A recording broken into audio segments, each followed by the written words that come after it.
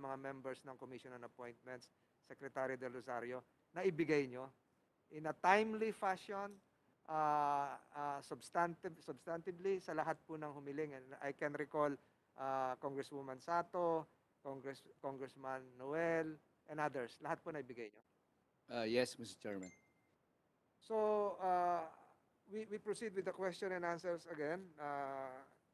The first one who is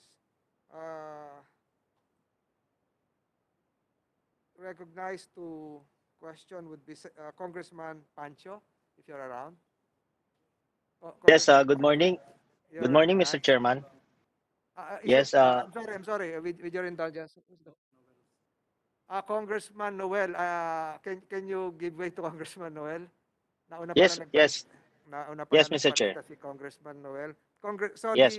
the order would be Congressman Noel, Congressman Pancho, and Vice Chairman Congressman Zamora.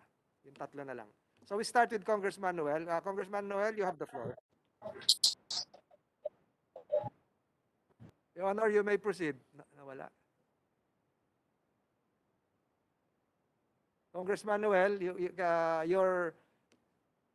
unmute. We cannot hear you. We cannot see you. Are you watching the Trump debate? So we start first with Congressman Pancho since he's around now. Congressman Pancho, you're recognized. Yes, good morning, Mr. Chair. Good morning to my fellow members. To Secretary Del Rosario, since the NHA or National Housing Project is under this department, are you aware of the investigated developers and housing projects during the past administrations? Mr. Chairman, Your Honors, yes, I am aware of the investigations conducted by NHA with regards to the projects affected by Typhoon Yolanda, Your Honors. No, not only the Typhoon Yolanda, but the projects being investigated. The projects were constructed under the BJMP, PNP, BFP programs, yung mga pabahay po na itinayo. Aware po kayo na nagkaroon po ng investigation din dito? Yes, Mr. Chairman. This might sound parochial po, pero when it comes to policy and sa programa po na ini-implement ng NHA now under your department, ano po ang nangyari dito sa mga investigation na to? Meron po ba tayong naging final na decision or meron po bang mga developers na na-blacklist or nakasuhan? Even dun sa loob po ng NHA na kung meron man pong involved? Mr. Chairman, Your Honors, I don't have the full details, but as far as I know, the personnel involved who are organic national authority were relieved of their respective positions, and investigation was conducted by the NHA leadership. With regards to the contractors involved in those projects, the result of the investigation was submitted by the National Housing Authority to the OJ for the proper filing of cases, Your Honors. Thank you, Mr. Chairman, Mr. Secretary. Kaya ko lang po ito na itanong is kasi meron pa tayong mga ongoing projects. Dito po kasi sa case ng 2nd District namin, ay dito po bumaba halos lahat ng mga projects na yan. At nagkaroon po ng investigation at nakita po natin na substandard po yung mga pagkakagawa ng mga bahay na to. And up to now ay hindi pa rin po namin nakikita at hindi pa rin po namin nalalaman kung papaano po ang ginagawa ng NHA para ma-improve po o ma-rehabilitate po yung mga substandard nating mga pabahay. Ang tanong ko lang po, magkano po ang budget ngayon ng department ninyo plus yung sa NHA? Mr. Chairman, Your Honors, for 2021 budget, our based on the NEP, we are given 3.86 billion, and NHA was given 2 billion, Your Honors. Separate po ito. So, meron all in all or yung 3.84 billion nyo plus yung 2 billion plus ng NHA, magkasama po to o magkahiwalay? Actually po, sa 3.86, andito na po lahat, pati yung all shelter agencies na nakapaloob sa department. Sa department ko po, sa department namin, 415 million, NHA 2 billion, Social Housing Finance Corporation 370 million, National Home Mortgage Finance Corporation 1 billion, and Human Settlements Adjudication Commission 200 million, Your Honors. Yes.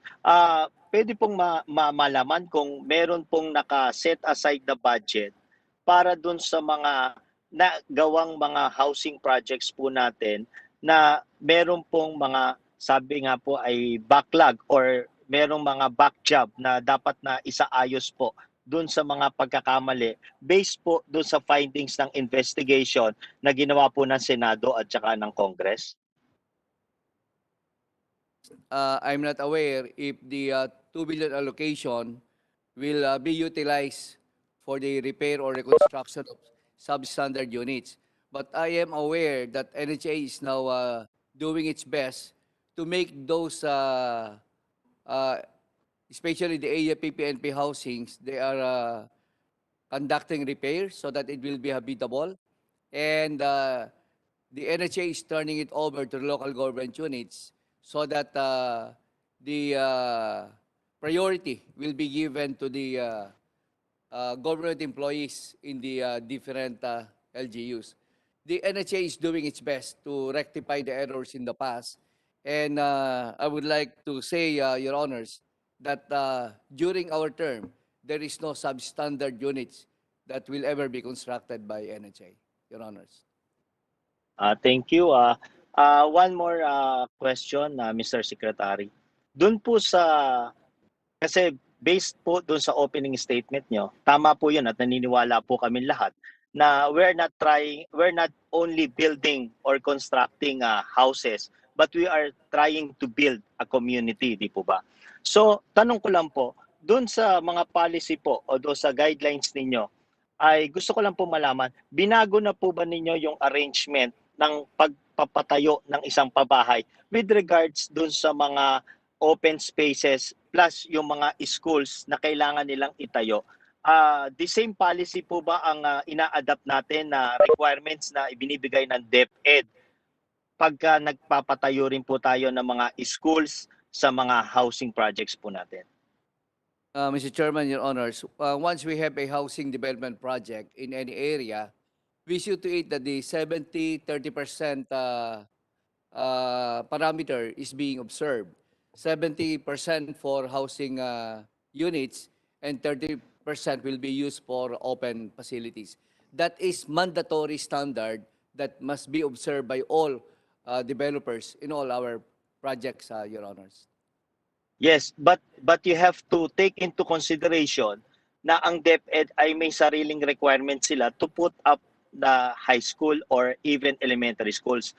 Tama po yung sinasabi ninyong 70-30, but the problem is less than the requirement ng DepEd yung ibinibigay ng mga developers kasi nga po ay hindi makasasapat. Ang gusto kasi nila is yung ROI nila. The more na maraming houses o structures na maibebenta, ay mas magiging maganda po ang kita nila. So ang nagsasacrifice po dito, like for example, in our case, lahat po ng tinayo na mga schools doon po sa pabahay ay halos walang easement. Hindi nga po pwede magtayo na ng bakod kasi sagad po sa karsada. So kaya po tinatanong ko, that's one requirements and guidelines na dapat po na ilagay natin na kung ano po ang pinapatupad. Kasi like for example, we, mga senators, mga congressman, pag nagpuput up po kami ng bagong schools like elementary and high schools, nire-require po kami ng DepEd na may particular size para tayuan para maging conducive po sa mga bata. Pero nagtaka po kami, bakit pansinin niyo po, lahat ng mga schools na tinatayo sa mga housing projects, halos wala na pong bakod, walang easement, dikit na dikit po sa karsada, na hindi po siya conducive para sa mga bata at nagiging playground ng mga pabahay pag sinaway po ng mga teachers or even principals, napapaaway pa po sila sa community. So, gusto lang po malaman ng representation na to, na part po ba sa pagbabago ng palisiya niyo na i-adapt ninyo kung anong requirements ang kailangan talaga sa isang school para maproteksyonan po natin ang mga kabataan po natin. Yun lang po, Mr. Chair. Your response, Mr. Secretary. Chairman, Your Honors, if it's a socialized housing project, we see to it that the common facilities will include the school facilities. But it depends on the number of housing units that will be integrated into one housing project. For a minimum, it must be between 500 to 1,000 housing units for it to qualify to have adequate facilities that would include the putting up of public schools, Your Honors. Yeah, but the problem is, yun nga, nagsasacrifice. Uuobligahin nilang pagkasyahin yung number of houses at the expense ngayon ng mga facilities na dapat nating itayo. Dapat mali po eh. First, we make sure na yung mga facilities na itatayo natin like schools, clinics or hospital man siya, community hospital, ay may enough space po. And then tingnan po natin ngayon, mag-a-adjust po ngayon yung number of houses. Hindi po yung number of houses ang isi-secure natin and then to be followed ng mga ibang facilities. Wala na po talagang magkakasya kasi pipilitin nilang pagkasyahin yung bahay to qualify a housing project at the expense ng mga facilities na itatayo din ng gobyerno na kailangan at sufisyente dapat ang size po. Yan lang po, Mr. Chairman. Thank you. Any reply? Yes, sinasabi Mr. ni Chairman. Congressman Pancho, siguro Yes. alang-alang din yung yung mga mag-aaral at hindi dinudugtungan ko na baka pwede magamit din yung open spaces para sa playground ng mga schools. At Mr. Chairman. Yung programa nyo dapat siguro ganun mangyari. I see Senator Villar raising her hand. Senator Villar. Yes, yes. I just want to make a manifestation because I come from a family that builds houses. Hindi pwede yung open space mo is less than 30%. That's the rule. Minsan nga nagiging 35 pa eh, depende. So hindi ho totoo na yung mga developer nagma-maximize ng kanilang, nagtatayo sila ng maraming bahay tapos walang open space. It's a requirement. Your plan cannot be approved if you don't follow the rules. And I have been to Cavite because I relocated so many river dwellers namin sa Naik, Cavite. Nakita ko po doon nagpupunta ako doon, binibisita ko sila. Meron silang covered court, may school sila, kumpleto naman sila. Baka naman merong mga lugar na hindi naayos yung development, baka sa Pandi, pero dito po sa amin sa Cavite, maganda naman po ang development kasi I go there because many of our river dwellers were relocated there. I visit them, I do livelihood projects with them, and maganda naman po. Hindi ko nakita yung sinasabi mo na walang pagtayuan na eskwelahan, may covered court nga, may magandang malaking covered court nga sila doon, na doon kami nag-meeting kasi binibisita ko yung mga nirelocate ko doon. So I don't think it's true for every place in the Philippines. Meron lang sigurong napalpak yung development. Ay kasi yung I've heard that Pandi, maraming problema yan, 'di ba? Tinake over pa yan ng mga ibang tao. Kadamay po, kadamay. Yun.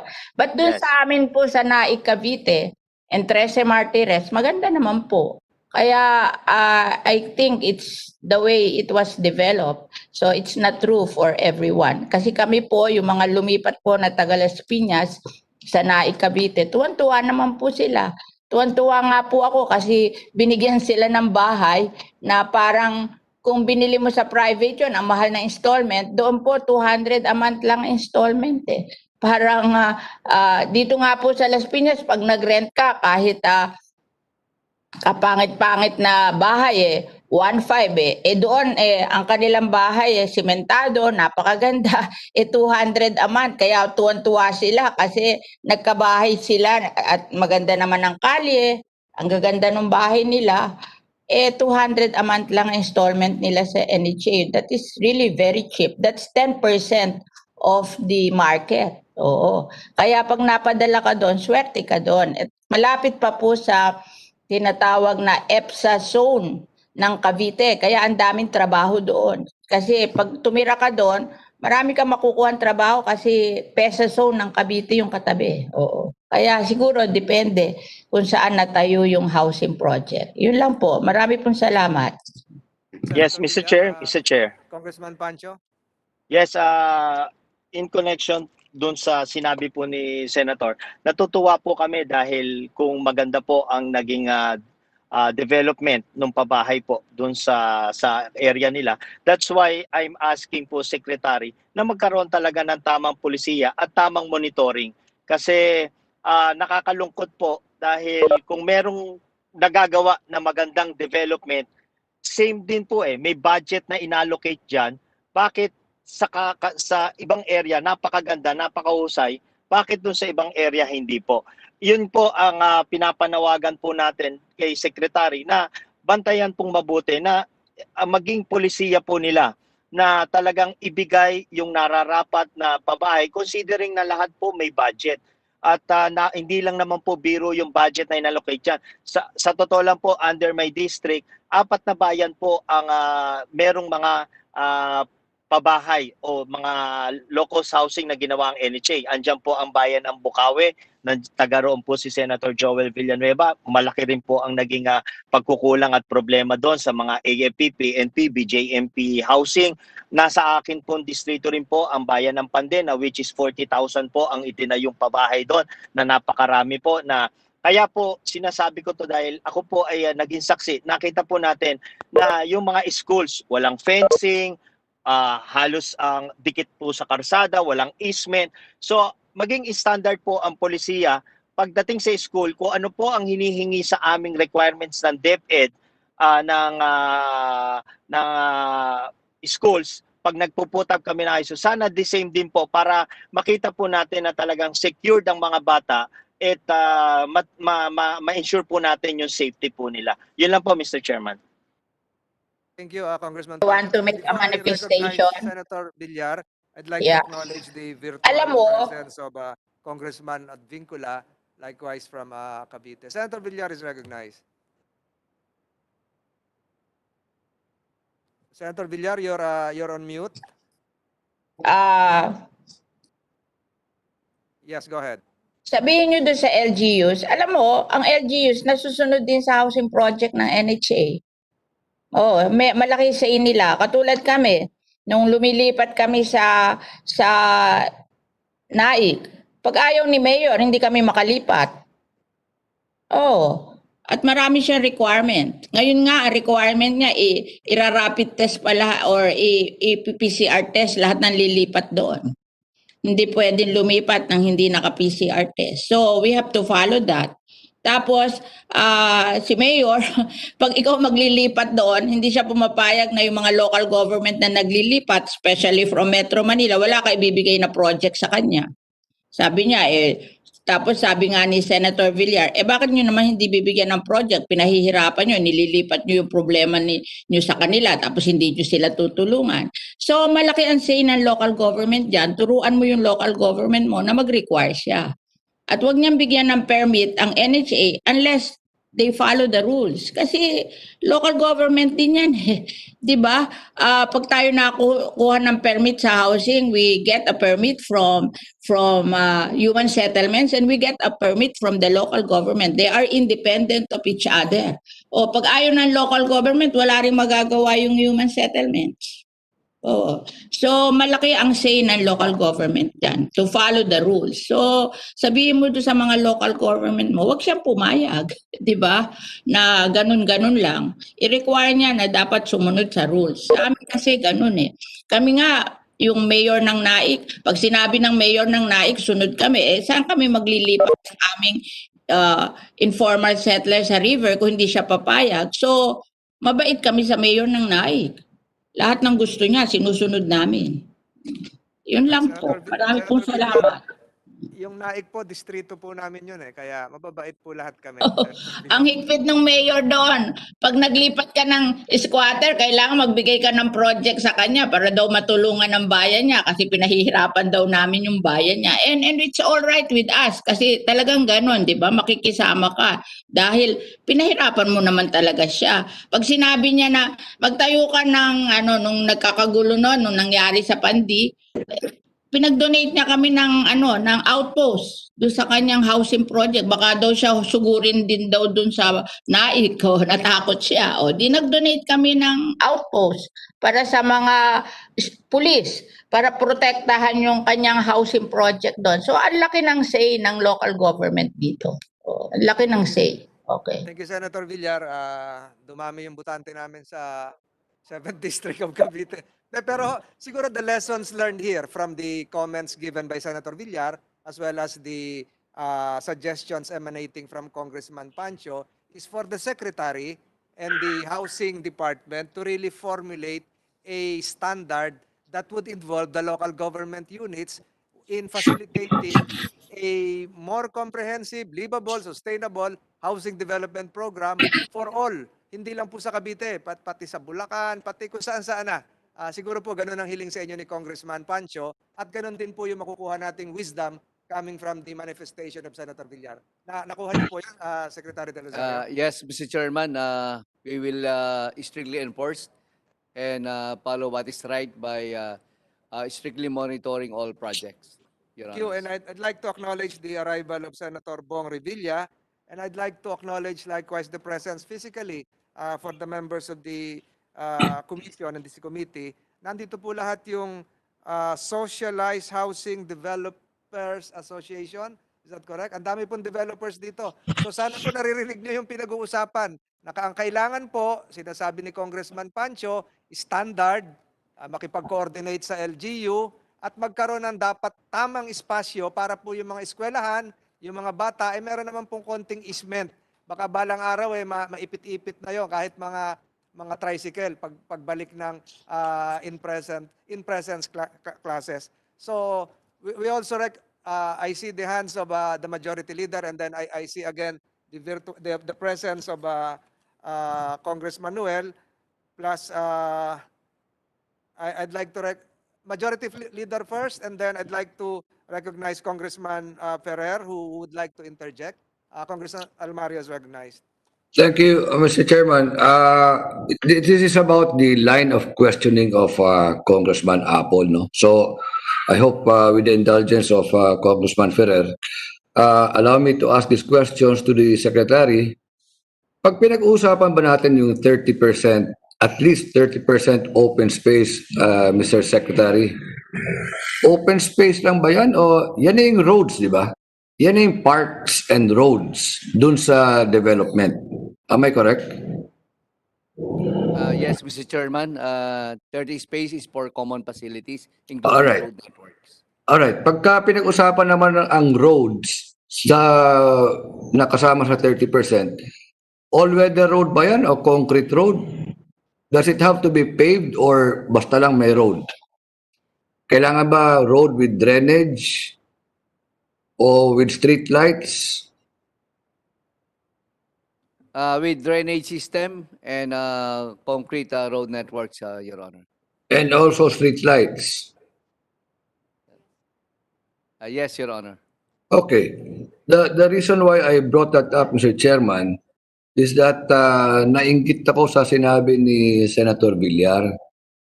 Kasi in my place, meron din mga developers pero we're suffering from dengue because there is zero working drainage system. So the people are complaining, and I'm sure, as Senator Villar said, merong mga ganyang pangyayari, hindi naman sa lahat, merong mga good practices, merong mga bad practices, but what is the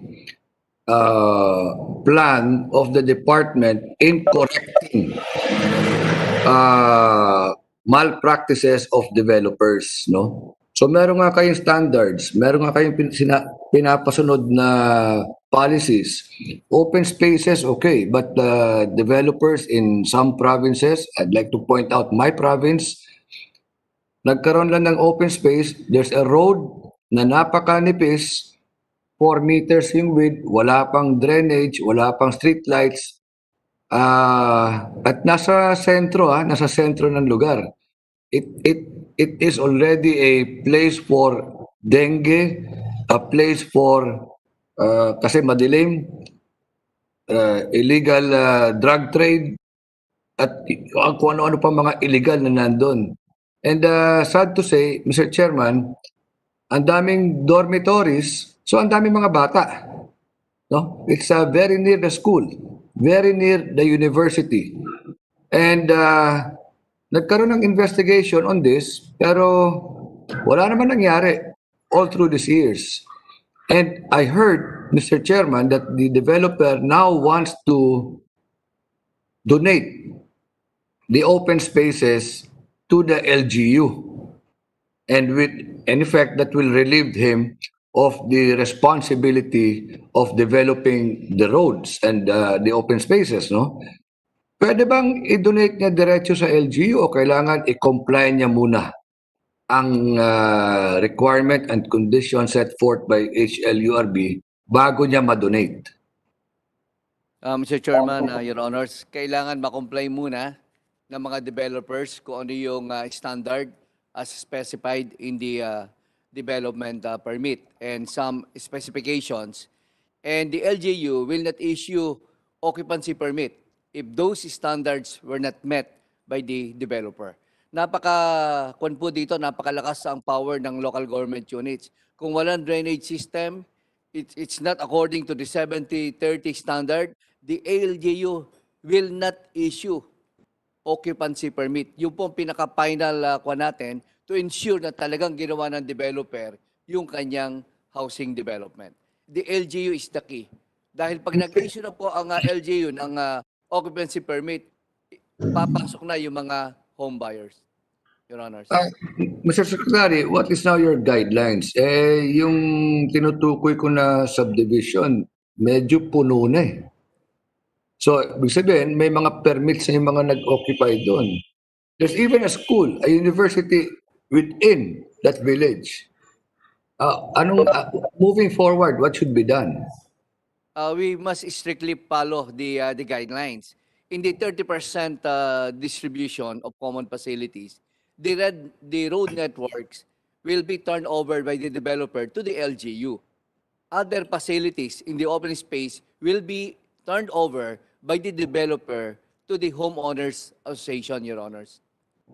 Yung turnover, they must be, when we talk of roads, dapat concrete na.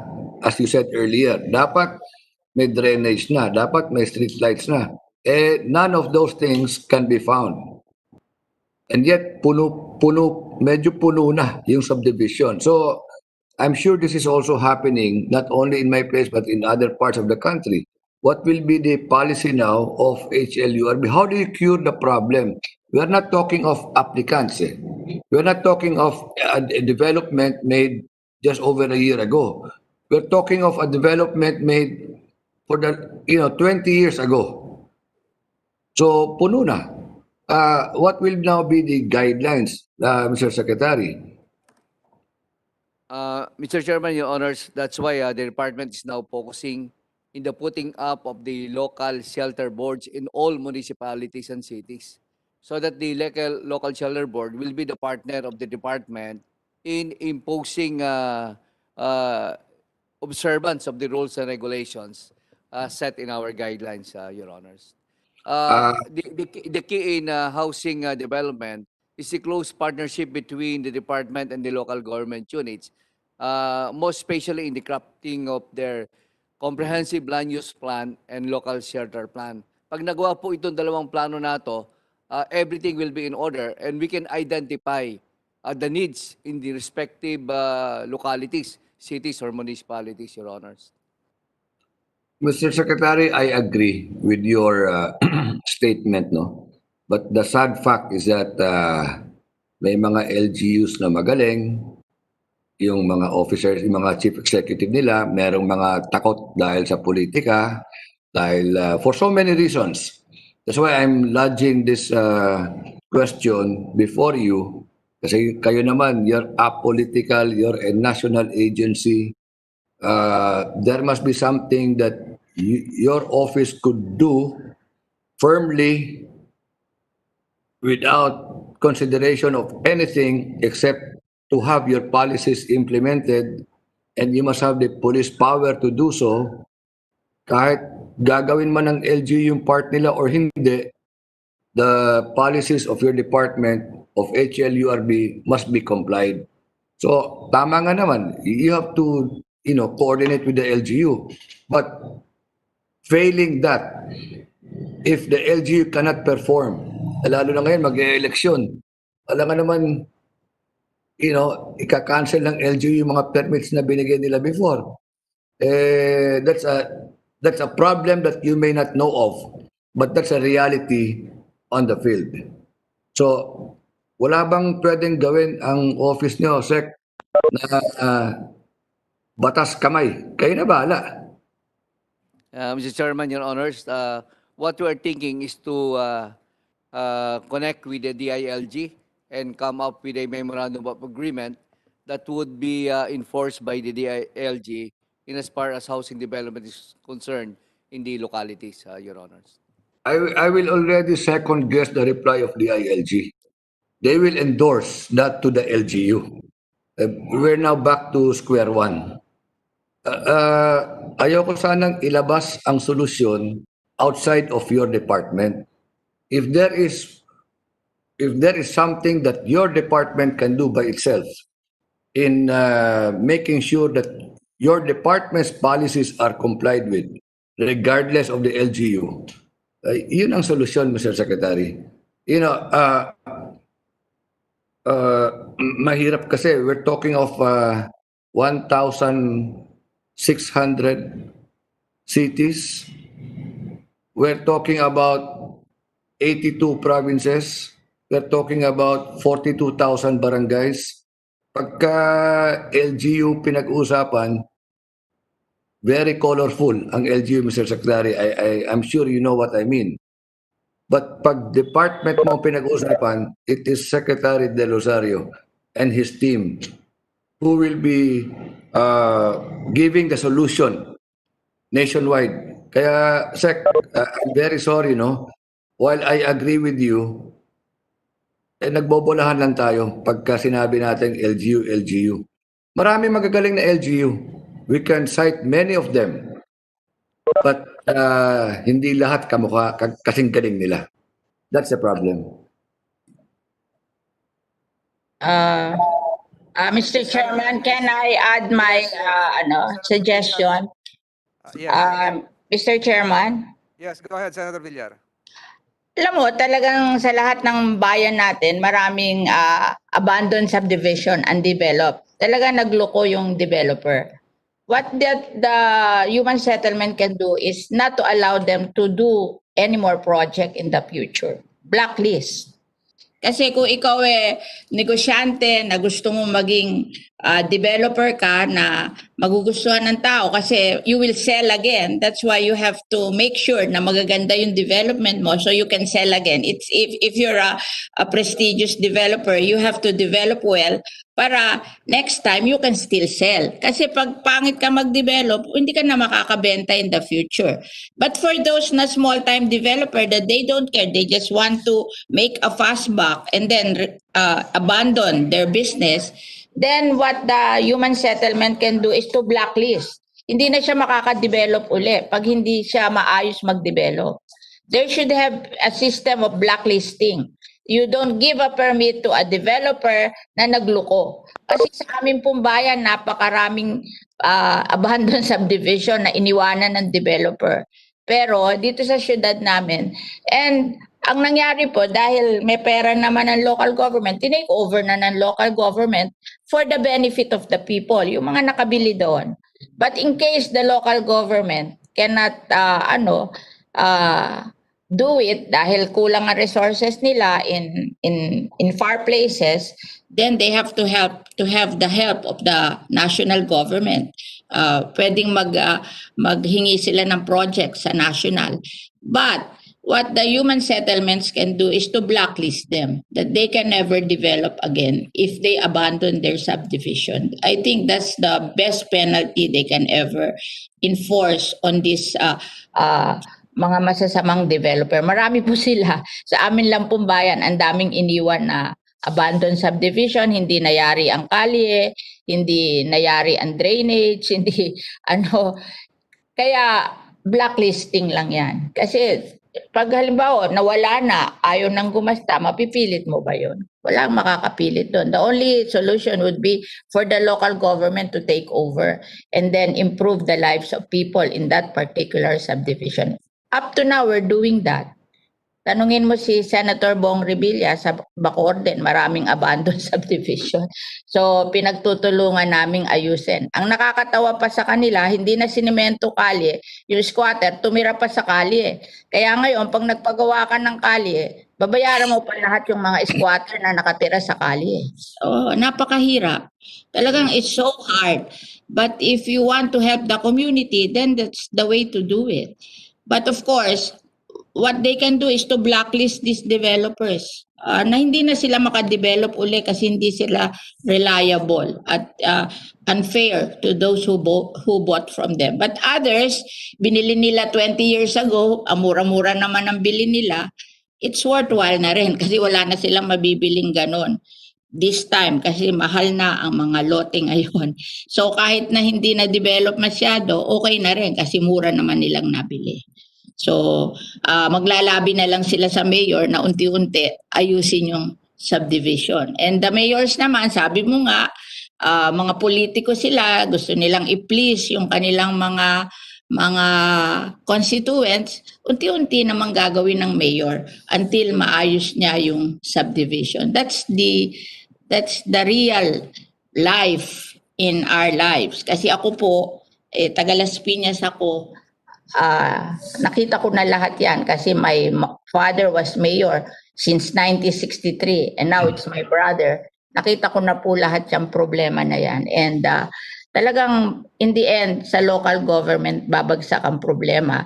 And human settlements can only blacklist this kind of developers. Now, hindi na nila bibigyan ng permit again to develop dahil hindi sila sumusunod sa usapan. Yun lang. Thank you. Siguro yung Mr. tanong ni Congressman Almario at sa pagsamahin ko yung sagot ni Senator Villar, it's about time for the good secretary to craft an appropriate policy that would classify the developers kung meron nun gold, silver, bronze, tapos papunta na doon yung blacklisting, and then siguro yung proper tie-ups with the LGU. So tama lahat yung mga concerns na nabanggit kasi tama nga naman yung ibang developers ang ginawa, humps lang eh. Hindi na natapos yung ibang kalye, gumawa pa ng humps. So, kayo na yon siguro. And I'm sure you can formulate the necessary policies. At mas maganda po siguro, padalhan nyo ng kopya si Congressman Almario kung ano yung ginagawa nyo. And is there a proper office? Is there a proper office na hindi naman dapat sa opisina nyo? Sino naman dapat kausapin dito? HLURB? Sino yung appropriate office na dapat dulugan ng mga reklamo tungkol dito? Mr. Chairman, Your Honors, we submit to the suggestion. It's our office who will do it. Office of the Secretary. We Mr. have a bureau that undertakes the regulatory function of the department, Your Honors. Okay. Mr. Chairman, with your permission, Mr. Chairman, I will text to you and to the Secretary the name of the subdivision. Ayoko na lang banggitin dito dahil they are, members of good standing in the community. Except that yung kaisa-isa nilang development, palpak. And they're not really into they're not really developers like the likes of Senator Cynthia Villar's family na maraming dine-develop. Hindi. Isa lang, yung lupa lang nila. Tapos palpak pa. So I will not mention their name, but I will relay it to you in private and to the secretary. Thank you, Mr. Chairman. Congressman Almario. I recognize Congressman Noel, who is now around. Congressman Thank you, Noel. Mr. Chairman. Maupay nga aga ato nga tanan. Mr. Secretary, Pero good morning po. Congressman Noel, may naka-off yung isang microphone. Multiple microphones ata sa'yo. Go ahead. Go ahead. Ngayon po, okay na? We still hear the same echo. I think you have two laptops there. Patayin mo siguro yung isa. Ngayon po, okay na? Better? Go ahead. Good morning po. Pasensya na po, no? Nasa Tacloban po kasi ako ngayon. Mr. Secretary, naputol po ako last hearing kasi na-confuse po ako dun sa nabigay na data sa akin na sinabi ninyo 204,000 dun sa Yolanda. Is that correct? Ang nagawa? 214,398, Mr. Chairman. 214,000. Pero buong Pilipinas po pala yon. Affected Hindi po, yung Yolanda. para to sa Yolanda affected areas. Yes. Composed about 4 or 5 regions, Your Honors. Which included regions 4, 5, 6A, 6B, 7, and 8, correct? Yes, Your Honor. Well, I am sure yung iba pong mga kasamahan natin who will also make sure na yung ibang regions po malagaan. May I just go to Region 8 po? Kasi dahil po sa report, 492,000 houses yung damage totally and partially ng Yolanda. Alam niyo po ba yun? Mr. Secretary. You can answer. Please say again, Your Honor. Nung Yolanda po kasi, there were 492,000 houses damaged, no? Totally and partially. Alam niyo po ba yun? I'm not aware anymore because that happened in 2013, Your Honors. Well, other than being the secretary now na dapat nalaman ninyo, nung po kayong executive director at USEC, kayo po yung nag-certify nito na 492,000 houses damaged. And I think that includes the partially damaged housing units, Your Honors. Half of which were partially damaged. Yes, So Your let's Honor. say 200 plus po. Ano po yung basis ninyo constructing 56,000 houses in Region 8? Bakit po 56,000 lang? The different LGUs submitted their requirements, Mr. Chairman, and the submitted requirements for the LGUs were the basis of the Office of Civil Defense to reflect that figure. And in the assessment conducted by the National Housing Authority, they came up originally with about 205,000 housing units. But when the new administration took over, it was discovered that we need to construct 214,398 units from the original 205,000 units, Your Honor. Again, 214 for the whole Philippines. No, ang pinapoint out ko po kasi yung sa Region 8.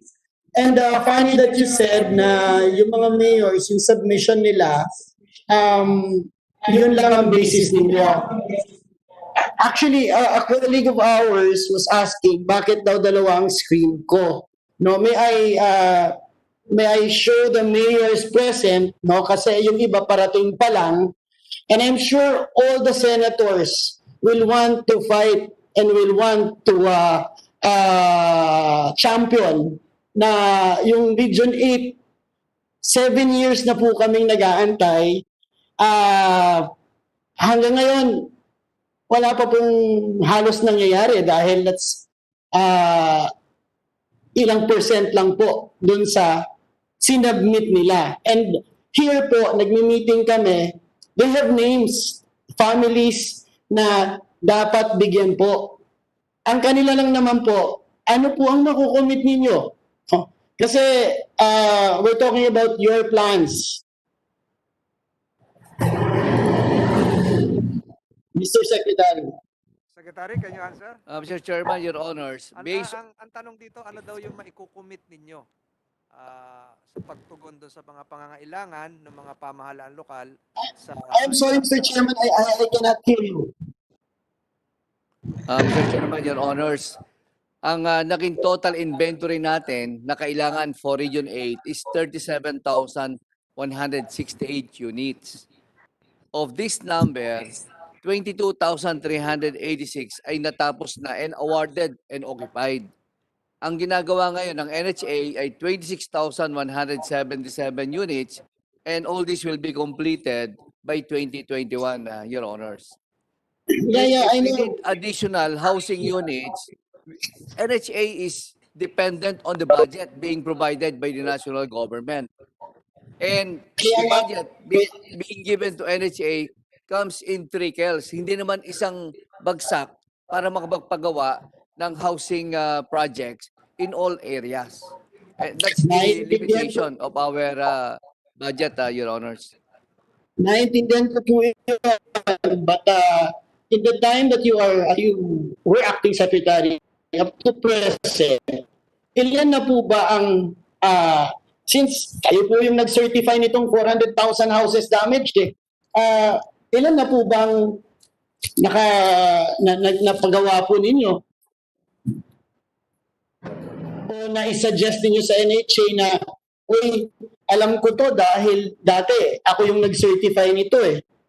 Pwede bang yung Tanawan, Tolosa, Basay, Marabot, Dulag, coastal areas na mga lugar, kailan namin gagawin? Kailan namin bibigyan at dadagdagan ng bahay? Dahil hanggang ngayon alam ko na marami pang dapat gawin.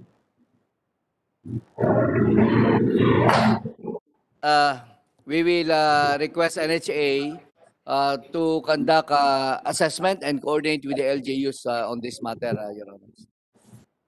Congressman Noel, siguro, Congressman Noel, can you turn off for the longest time.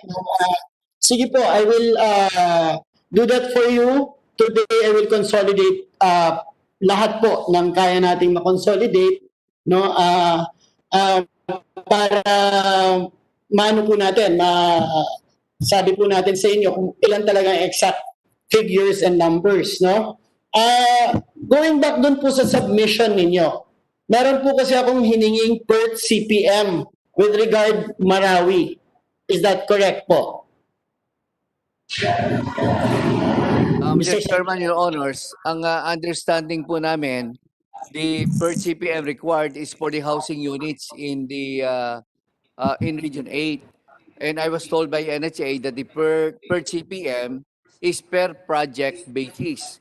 And this data is available in our regional office in Tacloban, Your Honors. No. I was talking about before you answer, I am before you sure answer the question, Congressman, it is recorded. Senator Bongo is recognized virtually. Go ahead, Congressman Noel. Thank you, Mr. Chairman. Mr. Secretary, I am pretty sure that I asked with regard to the per CPM of the Marawi, Bangon Marawi projects.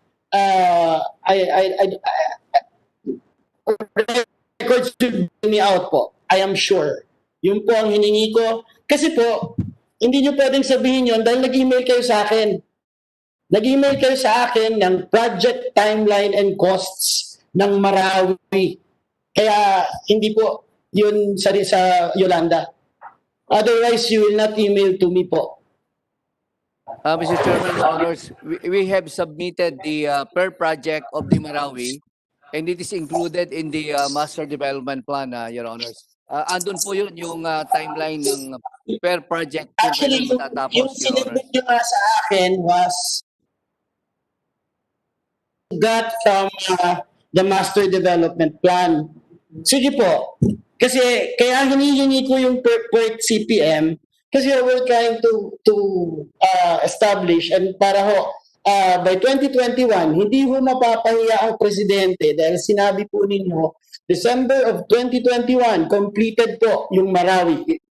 Am I correct po, Mr. Secretary? Yes po, Mr. Chairman. Okay. Yung timeline ho ninyo, lagay na lang po natin dun sa road infrastructure, which is about 2 billion. Anong stage na, kasi tingnan po natin yung timeline that you gave me, instead of the per CPM, which I was asking, para po matulungan namin kayo, at hindi po kayo mapahiya, at the same time, hindi mapahiya ang presidente, saying na 2021 matatapos. Kasi yung roads po, nakalagay dito sa sinubmit niyo sa akin, at this time, it should be 50% done. Ano po yung actual? Actually po, sa hawak ko ngayong most affected area construction timeline, ang road infrastructure will start on September 20. It actually started last week and will be completed on the third quarter of 2021, Your Honors. Yan nga ho ang inihingi ko kasi yung nung lagay nyo dito sa 2019 pa lang, no, May of 2019, matatapos ng August 2021. Paano matatapos ngayon by 2021 of December kung September ka nagsimula ng 2020? Ilang buwan po, isang taon po sobrang mahigit yun eh. So, Mr. Chairman, 36 hours a day yung trabaho po niya. Eh, 24 hours lang tayo. that is correct. Na-delay tayo ng actual implementation because of the budgetary consideration when it was released to the National Housing Authority as the implementing agency. Pero ang ginawa po ng ating National Housing Authority, nagdo-double time sila ng construction ngayon and based on their timeline, instead of August, it will be completed by September 20, Your Honors. So 1 Mr. month lang ang Secretary. naging diferensya. It is within the December 2021 rehabilitation timeline of the task force, Your Honors. With the permission Mr. of Secretary, Congressman kaya po Noel. ako Congressman humihingi Noel, po. with your indulgence, the Yes, Mayor sir. of Marawi is virtually present, and the Chair would like to would recognize him to affirm, confirm, and verify the statements made by the nominee if he is there, kasi nag-log in si Mayor ng Marawi. So if you're around, we will recognize you. Go ahead, Congressman Noel. Magandang Thank you, Mr. Chair. Congressman Noel, a quick response from the Mayor of Marawi. Can you confirm, can you affirm that the road project has commenced? And can you state as a matter of fact that it will probably be completed by September of 2021? Mayor Gamdamra is recognized. Can you respond to that? magandang umaga po, Mr. Chair, honorable members of the Commission on Appointment and this committee. I would like to agree with the pronouncement of Secretary Del Rosario regarding the completion of the projects in the most affected area, especially the roads. The road network started last week, and the timeline given to the contractors, binigay po sila ng anim hanggang 8 buwan para tapusin itong road network. And I think with our monitoring, strict monitoring, together with the Task Force Bangon Marawi, I'm pretty sure that this will be done on the timeline given by the national government or the Task Force Bangon Marawi. Thank you, Mayor. Congressman Noel, are you satisfied with the answer coming from the Mayor of Marawi himself that the project as With all due commenced will respect, be Mayor, completed. no, I am not. Mr. Chairman, kasi po sa timeline na ginawa nila for the roads, it will commence May of 2019 and matatapos siya August of 2021. No? So, paano kaya nila hahabulin yon? But nonetheless, no, that's siguro ho, merong technology na bago ngayon na hindi ko po alam na gagamitin po na doon. Sana po mangyari yun. Kasi kaya humihingi ako ng per CPM para hindi na po tayo maglabas ng mga statement at the end of the day, mapapahiya po ang presidente. So many times, announcement left and right has been made by the good secretary and the president, no? Na matatapos yun. Kasi po, frustrated kami dito. 7 years na kami nag-aantay. Bahay lang hinihingi namin. Ito buong community na nandyan na lahat. Ito bahay lang nabibigyan. Bahay na naman nasira. Andito po yung mga mayors. Asa pa po yung mga mayors dahil social distancing tayo ngayon. No? It's para sa akin po, bigyan niyo po ako ng per CPM. Mag-aantay po ako for the Marawi project. Otherwise po, kailangan mo may submission na yon. Provide that. We will provide, Mr. Chairman. Congressman Noel, any other questions to be propounded?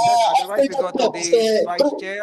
We go first to Mr. Chair, Congressman. pagkatapos po niyan kasi, we will go in detalye-detalye po. And then, I will be submitting to the Secretary the requests of the different mayors, 45 mayors of Region 8 na hanggang ngayon, hindi po na-address. For the meantime po, our colleagues can go ahead and ask their questions.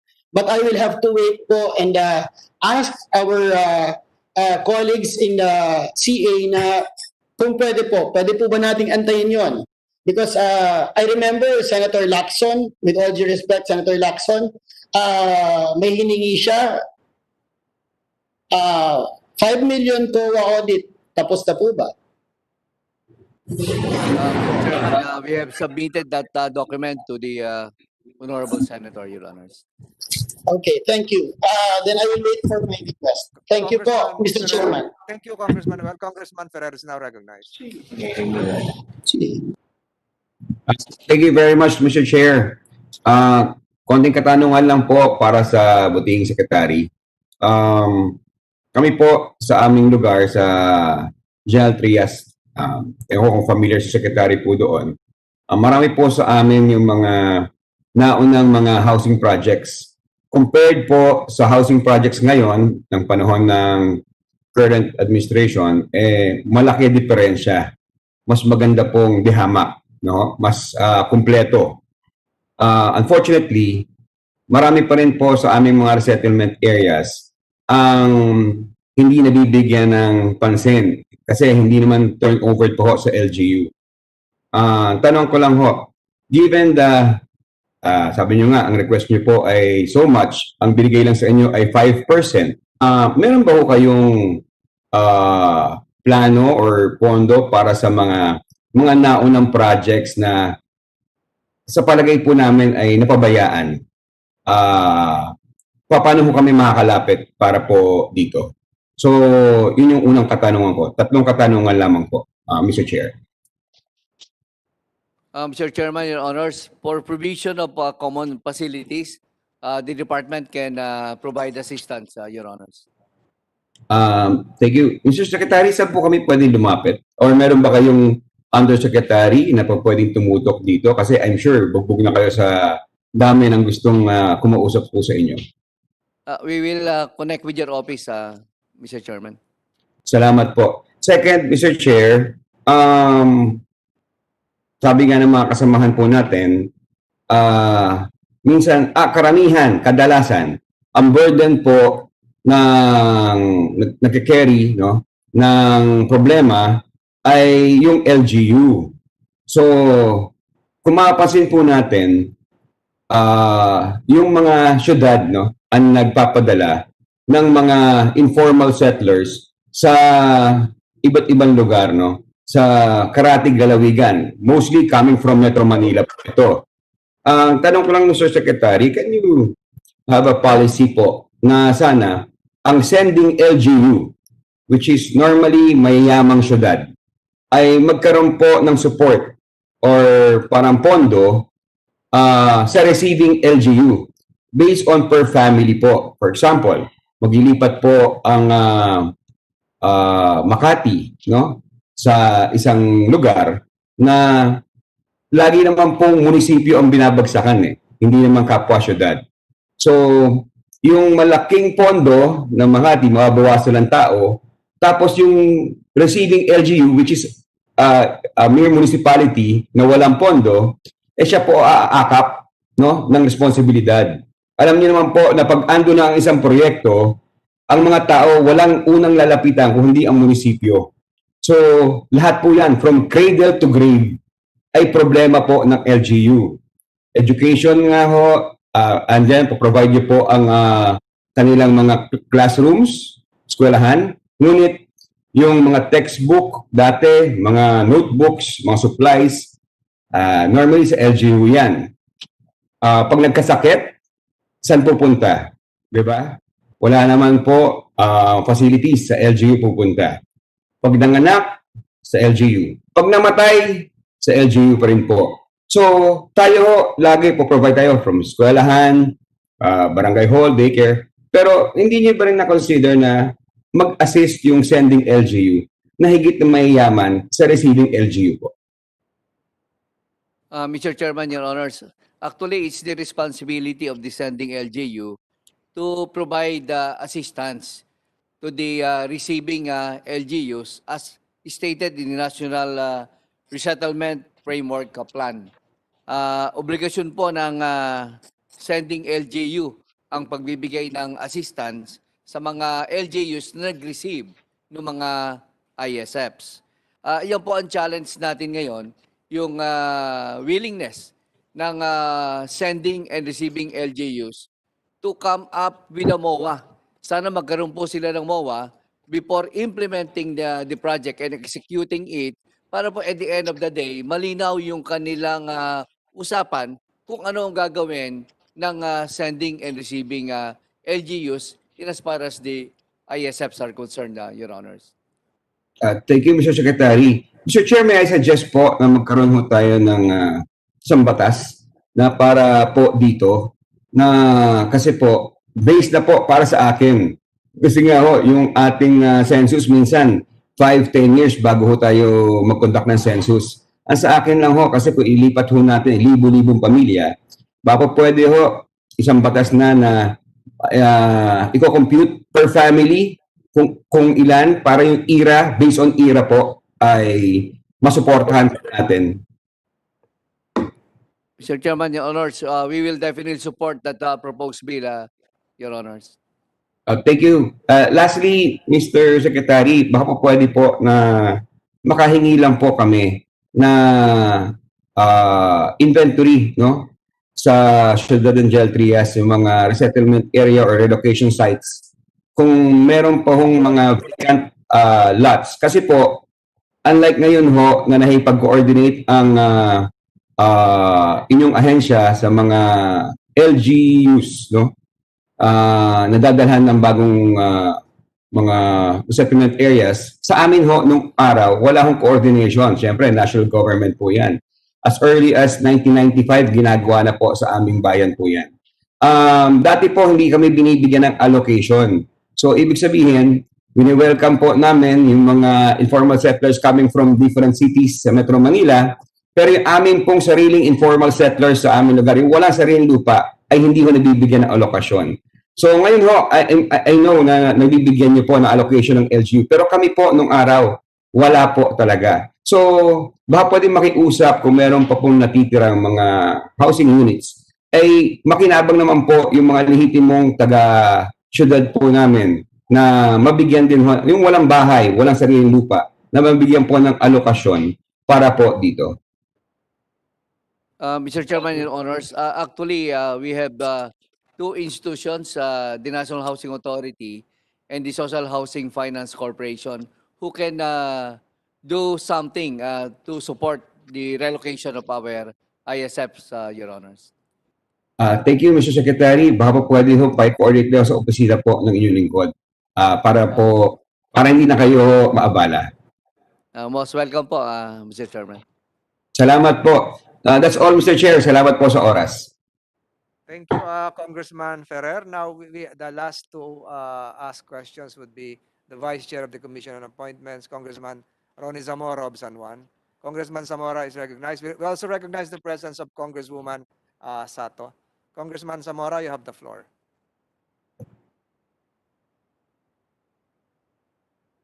Thank you, Mr. Chairman. Mr. Secretary, you have a new department. What is your budget for your new department?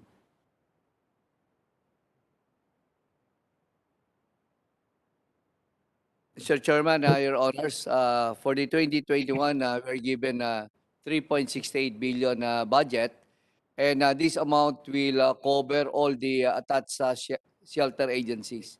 For my department alone, it's about 400 million, Your Honors.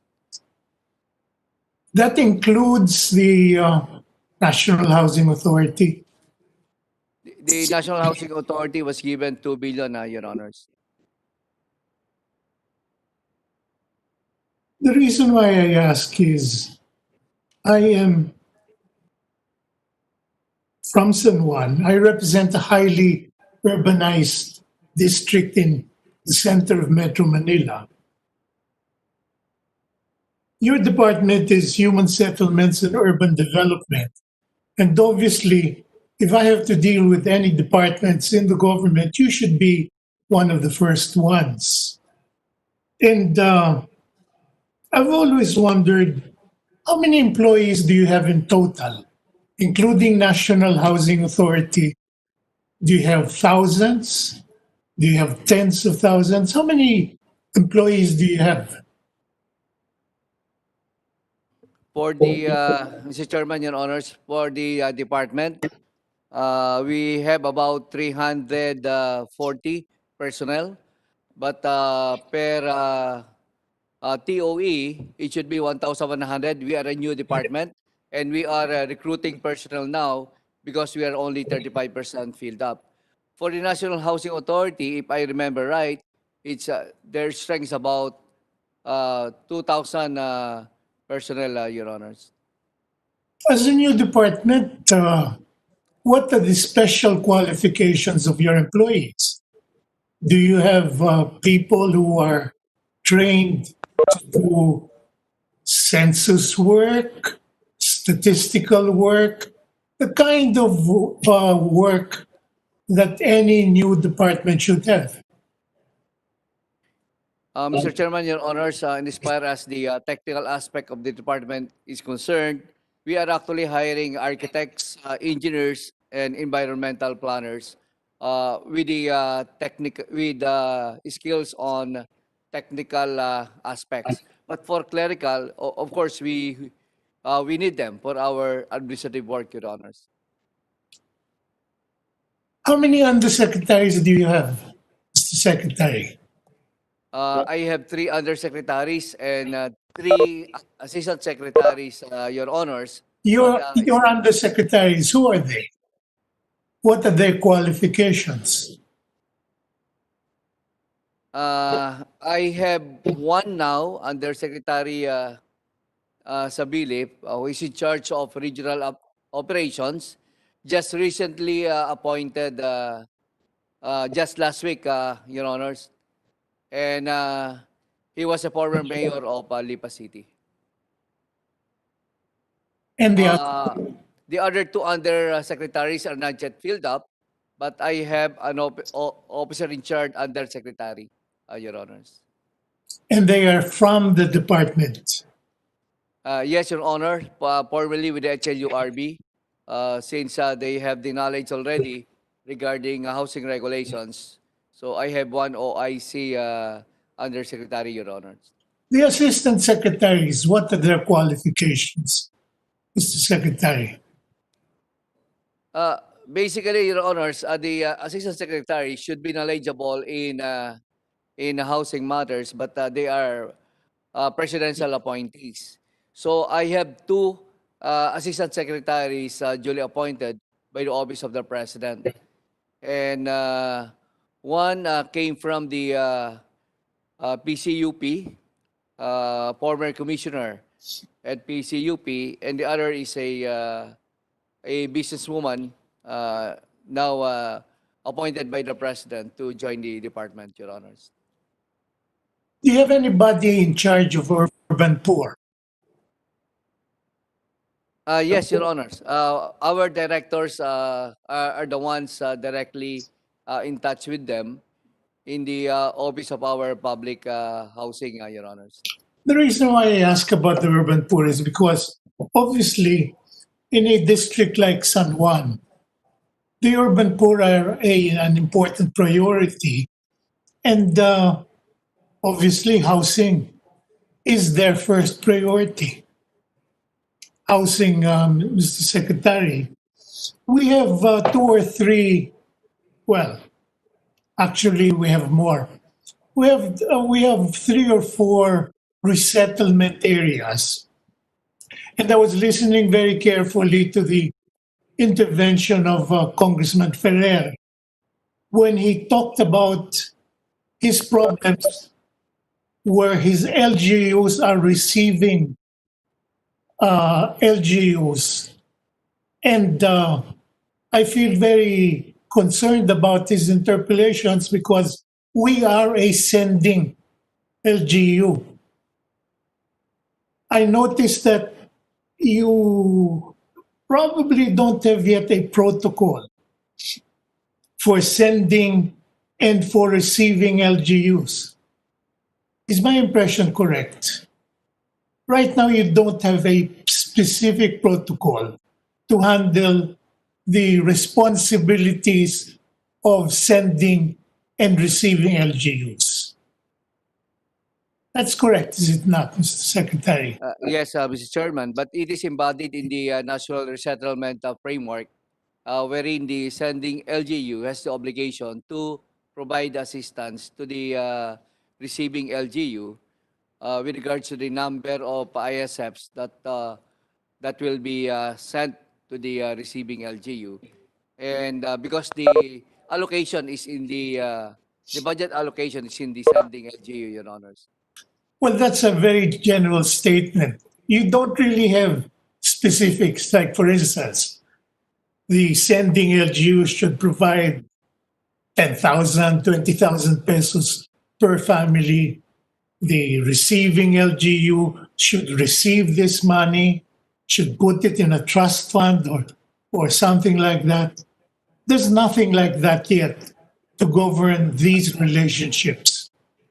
Not Mr. yet. Chairman, that is correct, and I go with the suggestion earlier that this can be addressed through legislation, Your Honors. You see, the problem is, Mr. Secretary, kami, pag nagpapadala kami ng mga tao, siyempre, inaalagaan naman namin yan. Ano? Bakit? Well, for one thing, they have a history with us. Some of the people that we have sent to places like Baras, to places like Taytay, to places like in Bulacan, Muson, which is in San Jose del Monte. We try to take care of them, but after a while we encounter some problems. What are these problems? Well, obviously you know them by now, or you should know them by now. When they get there, these are city people. They are from San Juan. They get to a place like Baras, and there are no job opportunities for them there. They're not familiar with what it takes to live in basically empty fields. where national housing will put up rudimentary housing. So we have to provide light, we have to provide electricity, we have to provide water especially. And that's without thinking about schools and job opportunities and so on. How do we handle that, Mr. Secretary? How do we decide on things like, okay, we are sending you there, but we will still take care of you, when the local government unit that's receiving them would say, uy, hindi naman pwede na nandito kayo, tapos butante pa din kayo sa San Juan. Even that question, Mr. Secretary, how do you determine how long it takes for them to be residents and therefore required to vote there? Eh sa amin naman, ano naman ang interest namin kung hindi naman namin butante? Yun ang mga tanong. I'm sure Congressman Ferrer will have his say on this. But that's the problem, is it not, John?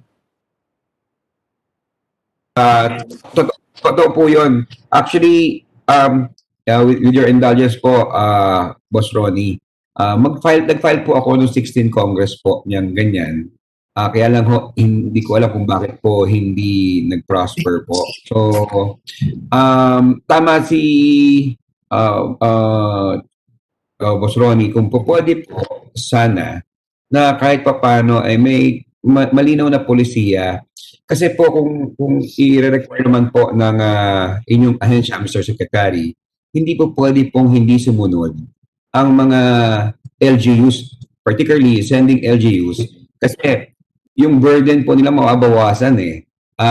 Tapos, medyo sabihin natin unfair naman po sa receiving LGUs. Kung ipapadala yung tao, tapos okay, bahala na kayo, may bahay na kayo, bahala na kayo. Kawawa naman po yung simpleng mga tumatanggap na para lang, kasi ang unang-unang reason sa amin, sabihin, tao yan. Hindi mo pwede yung tanggihan, mga tao po yan. O nga po, kaya lang, dapat din, sustinahan natin pangailangan para ano po, maging makatao naman po yung program nila. Yun lang po. Tingnan ninyo nangyayari, Mr. Secretary, ha?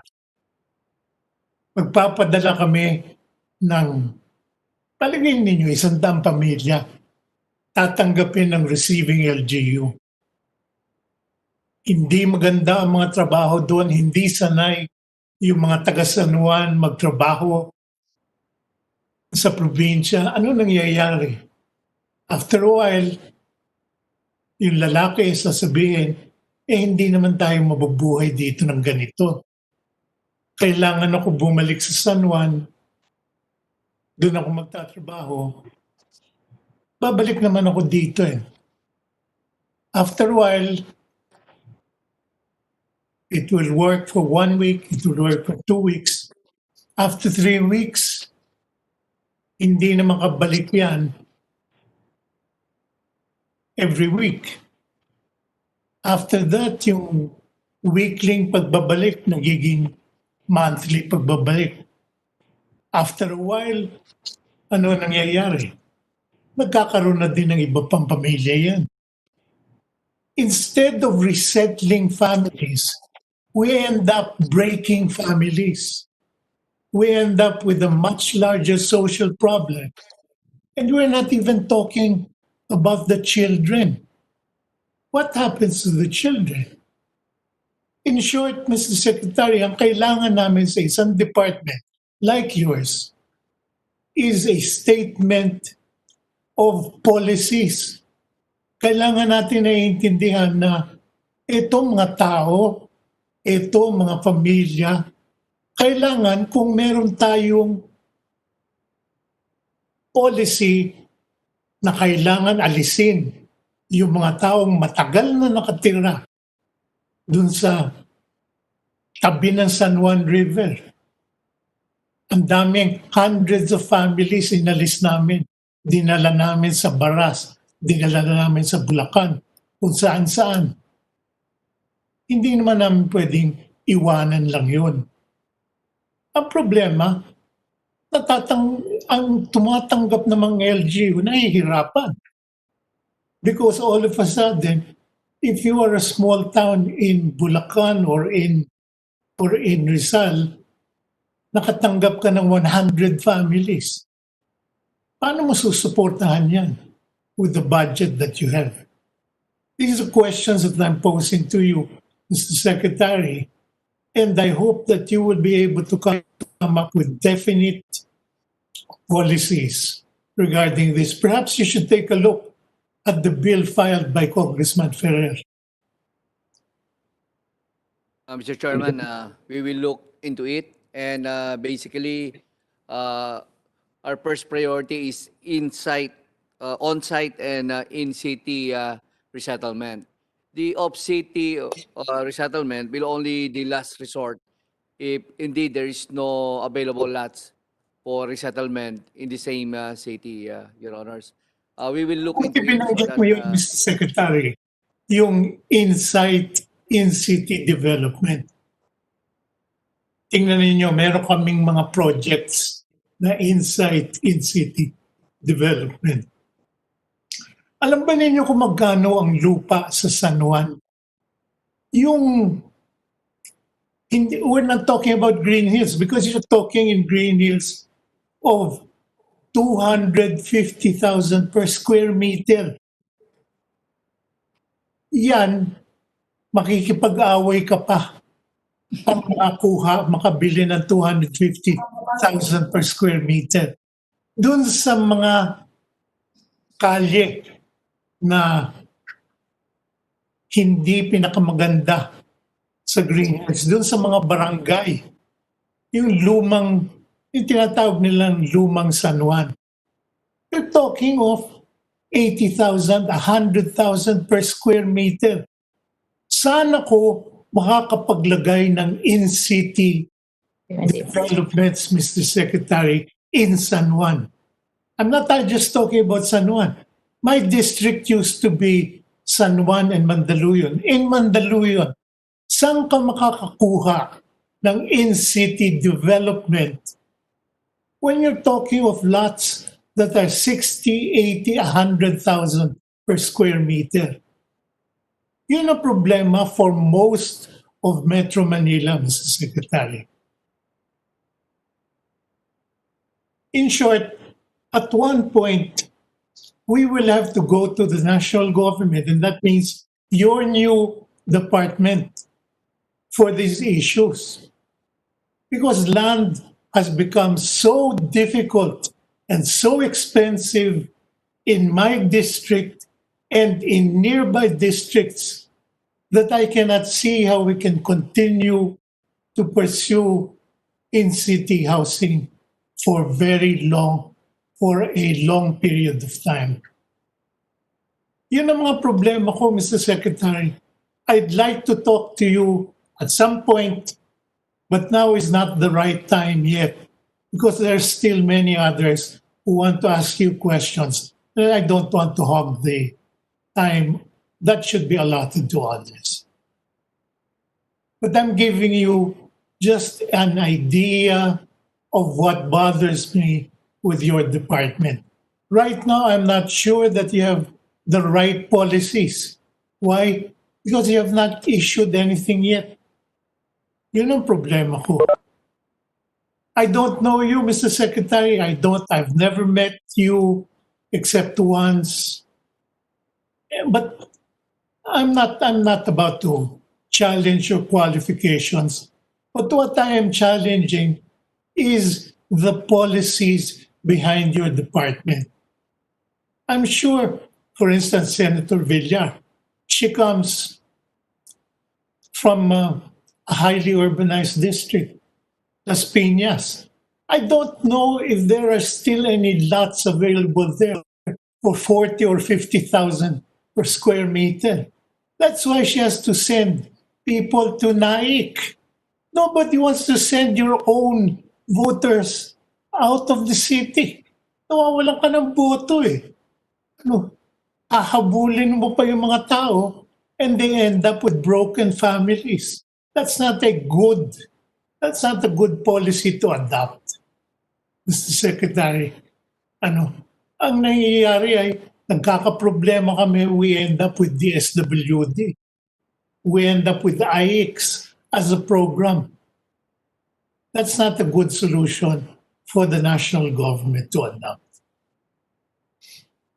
Can I just get your comments on this, Mr. Secretary? Mr. Chairman, Your Honors, I fully agree with the Honorable Congressman's suggestions. We will do more policy making and adapt to the new challenges. Actually, the problem that must be addressed by our country is the issue on internal migration.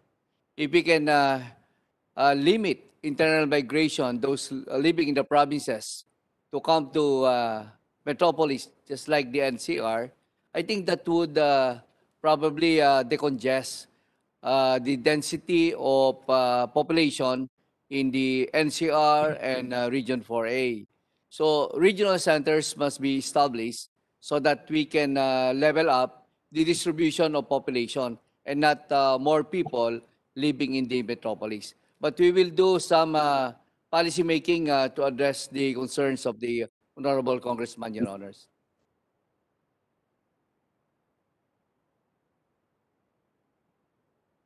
Mr. Chairman, I'm sure that there are others who want to ask questions. Can I just give at this point? And as you know, there are many problems right now in the House of Representatives, and I have to attend to some of them. And I'd like to, if there's a chance, I'd like to get back to the Secretary. I had very specific questions about Marawi, but let me leave at this point, Mr. Chairman. Thank you very much. Thank you, Congressman Zamora. I think we have dealt with all the. I recognize the arrival of the good gentleman from Iloilo, Senator Franklin Drilon. I think we have discussed all the pending issues, save for the requested items from Marawi, which was answered by the good mayor himself, Mayor Gandamra, relative to the construction of roads, which was supposed to commence last 20 September, and the good secretary mentioned that it will be finished by the third quarter of 2021. I recognize the majority leader. This is our third hearing for this nominee, and we have practically devoted the entire CA resources for this, and there's another hearing now after this concerning nominees from the Department of National Defense. So I am not so technically savvy in terms of the conclusion of this virtually, if it will come to a votation, because there has got to be a separate room, technically, sans the presence of others, and there has got to be a process for this. So, Majority Floor Leader, what's the pleasure of the Yeah, House? Mr. Chairman. Mr. Yes. Chairman, in addition to your statement that yung mga pinag-usapan natin dito, I'm sorry to say that I am not convinced about the reply of the Secretary with regards to the concern I raised earlier. I'm worried Which is? that Congressman Almario, the concern you raised earlier was pertaining to what? pertaining to some developers which did not comply with existing HLURB guidelines, no, particularly on open spaces. And I guess the line of thinking of the Secretary is that there has to be a good coordination with the LGU. as I said earlier, sana ibahin niya ang solusyon niya to keep the LGU, although dapat na nga naman, but to keep the LGU out of it. Kasi mag-eleksyon na. And we know our LGU officials come and go. And they face elections every 3 years. Kaya somehow it takes a toll on the, hindi ho kayo toll. It takes a toll on the situation of the housing industry with regards to developers, no? I want to see, Mr. Chairman, I want to help the Secretary. I want to help the sector. I want to see a clear policy on how the department can address developers which did not comply with the requirements, no? I'm not talking about big time developers. I'm talking about small local developers na isa or dalawa lang ang dine-develop nila, and that's it. And the people are left to suffer with the amenities of the areas na binili nila. Wala namang nagawa ang LGU for 10, 20 years along this line, no? I'm happy that Secretary De Rosario is at the helm. Pero I would like to see a concrete direction from him na agad-agad ma-address to. Let me just think out loudly, Mr. Secretary, Mr. Chairman. Example na lang I'm not saying this is possible or not, but example na lang. Pwede ba? Is it possible that for every development na hindi nag-comply ang developer, the department forfeits or forecloses kung sa bangko pa X amount of hectares or square meters of the area which was not developed, just to give a punch on the developer na pagka hindi nyo kinumplayan, you will lose so much of your land. Now, I don't want to expound that further kasi I don't know if that is possible or not. But my idea is just, again, to make it very clear to the developers that you have to comply, otherwise you lose. Hindi yung you have to comply, otherwise you face investigations na napakatagal naman. Tama naman yung proposal ni Senator Cynthia Villar, you blacklist them.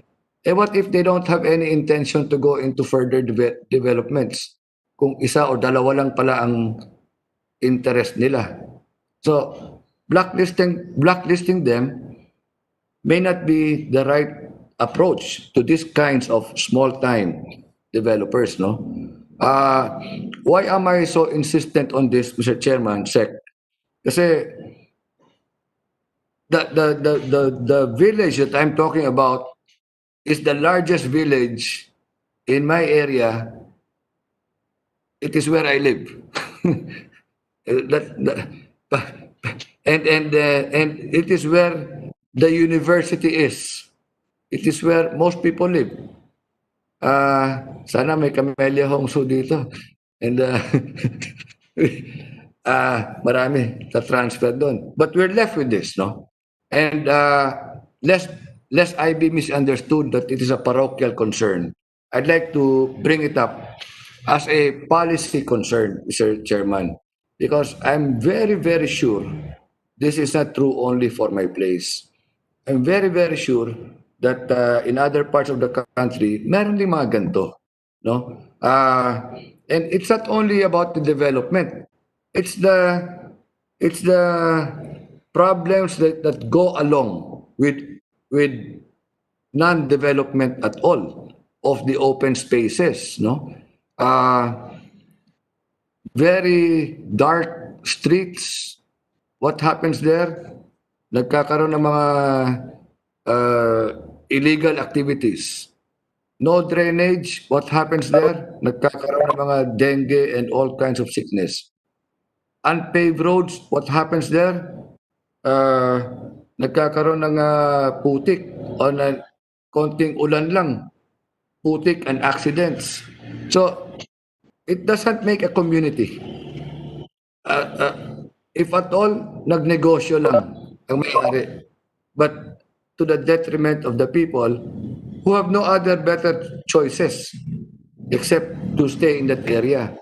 Now, again, the LGU could have done something. Pero tapos na tayo dyan. This place that I'm talking about is 20 years in existence. The LGU maybe tried but failed. No? So, gusto ko sana, Mr. Secretary, Mr. Chairman, that out of the Secretary's own powers that go with that is inherent to his position, maglabas na siya ng clear-cut guidelines, solid steps that can be done right away without losing any time. Kasi, again, I don't think LGU officials up for re-election will act on this, no? In one way or another. So it's in the hands of the Secretary, Mr. Chairman. Having said that, I trust the Secretary as what he did last night, that in a matter of weeks' time, he answered all our concerns raised in the previous hearing. No, he emailed to each of us, members of the commission, his replies to all our concern. And let me go to another point, Mr. Chairman. There's a unprecedented. Majority Leader, I think you're Yes. asking for some policy guidelines that would emanate from a confirmed secretary, not an acting secretary, because I foresee some policy changes that would probably require the posting of bonds, especially for new developers, to ensure that they would be developing the projects pursuant to the blueprints approved by the LGU and the Housing Department. So to wrap up your comments, Majority Leader, what's the second point? Because we still have another National Defense Committee hearing. And Majority Leader. Yeah. Yes, we have next to this department is the committee hearing, is the committee hearing on national defense, No, where Majority we Leader, will you be. have a second point to raise that would have to be answered by the good secretary. You were going to that before I made that rude interjection. That wasn't true at all, Mr. Chairman, and I appreciate that. But that will be my main point. Let me just state that we have another committee hearing where we'll be deliberating on the appointments of 15 military officers. And also, we, as practice, we vote on the in the caucus on the stand of the committee of on the confirmation or rejection or whatever of the secretary on deck, no? And now we have an unprecedented, unthought of scenario, Mr. Chairman, that while we used to vote on secret by secret balloting, now we're on Zoom, we're on WebEx, and we have not thought of how voting will be done to protect the identity of those who will vote in favor or against, no? Mr. Chairman, therefore, may I move that we ask Usually the. recognize the presence of the good senator from Mindanao, Senator Mig Subiri. Go ahead, Congressman Almario. Yes, may I move that we defer consideration of the confirmation of the ad interim appointment of Mr. Eduardo Del Rosario as Secretary of the Department for Human Settlements and Urban Development, and require our Secretariat to come up with a system that would allow us to vote on WebEx while we observe the practice of secret balloting, secret voting, Mr. Chairman. I so move, Mr. Chairman. Mr. Majority Leader, the chair notes your motion, but probably I would like to reiterate the ruling made by the chair during our first virtual hybrid hearing. There is a big difference between deferral and suspension of the hearing. So if you can, suggestion emanating from the chair is that if you can amend your motion to just suspend the hearing to enable the committee to have a more compressed voting procedure relative to the Zoom technology that we have now, and the perhaps the lack of material time. Would the good majority leader amend this motion to that effect? Yes, Mr. Chairman, I am adopting your statements that we suspend consideration. I so move, Mr. Chairman. Uh, uh, upon motion of the majority leaders, due to lack of material time, are there objections to that motion to suspend the hearing? The chair hears none. The hearing is suspended relative to the deliberation of the confirmation of Secretary Del Rosario.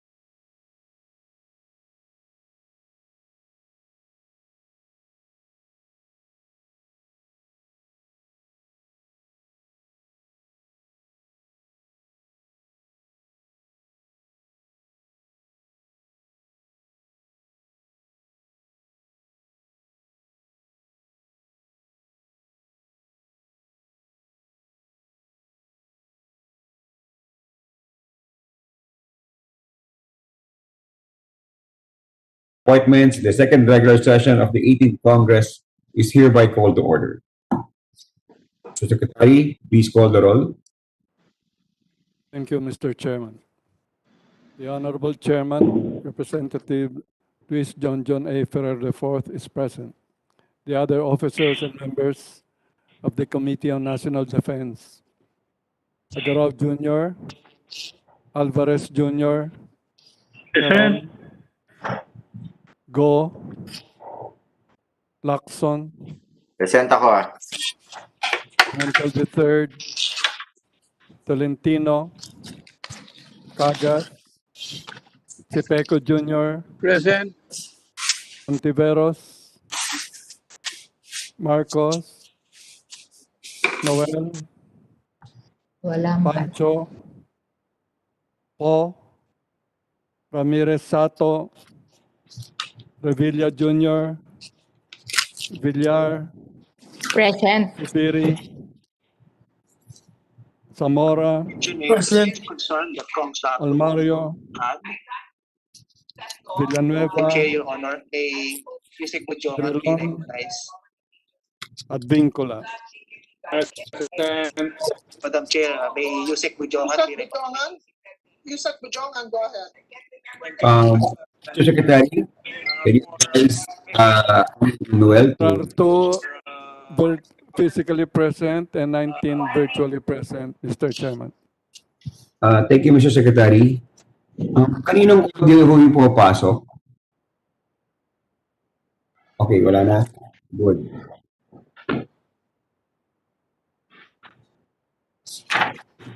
Okay, with 2 members physically present and 19 members virtually present, including the chair, the existence of quorum is hereby declared.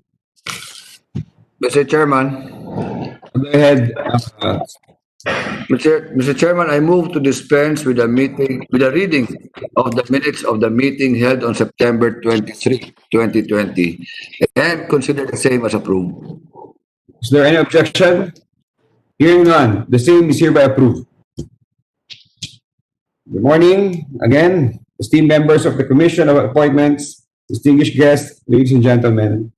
Today, we are tasked to deliberate on the 14 ad interim appointments and 1 nomination of senior officers in the Armed Forces of the Philippines that was submitted to the committee's jurisdiction for its consideration.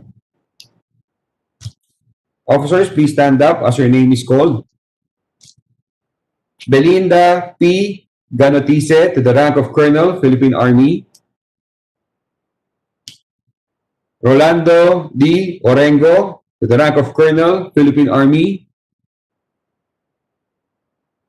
Rustico V. Villanueva to the rank of Colonel, Philippine Army. Fernando R. Abubo to the rank of Colonel, Philippine Army. Danilo S. Beltran to the rank of Colonel, Philippine Army. Romulo R. Satparam to the rank of Colonel, Philippine Army. Stephen A.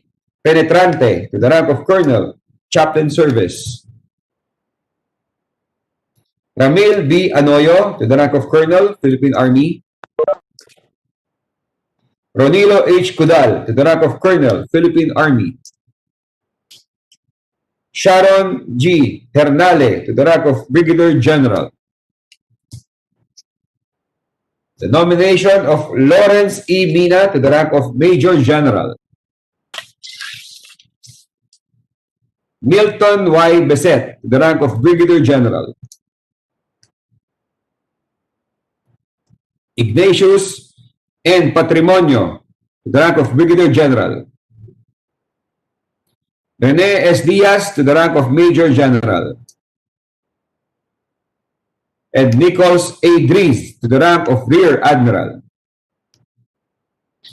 Mr. Secretary, kindly report on the jurisdiction requirements and other pertinent information relative to their ad interim appointments and nomination in compliance with the new rules of the Commission and the new rules of the standing committees. Thank you, Mr. Chairman, Your Honors. All the appointees and nominee have complied with the submission of the documentary requirements as provided for in Section 24, Chapter 6 of the new rules of the Commission. Their ad interim appointments and nomination were referred by the Senate President and CA Chairperson Vicente C. Soto III on various dates to the Committee on National Defense pursuant to Section 16, Chapter 5 of the new rules of the Commission, and were published in 2 newspapers of general circulation and broadcast over PTB4 pursuant to Section 2, Article 2 of the new rules of the standing committees. There is no opposition filed against any of these ad interim appointments and nomination. That is all, Mr. Chairman, Your Honors. Thank you, Mr. Secretary. Can you please administer the oath to the appointees and nominee? Kindly all please stand up and raise your right hand. Do you all swear to tell the truth, the whole truth, and nothing but the truth in this proceeding, so help you God? Mr. Chairman, they are now all under oath. Thank you, Mr. Secretary. May we now call on Major General Rene S. Diaz, the most senior officer among the appointees and nominee, to please take the seat in front.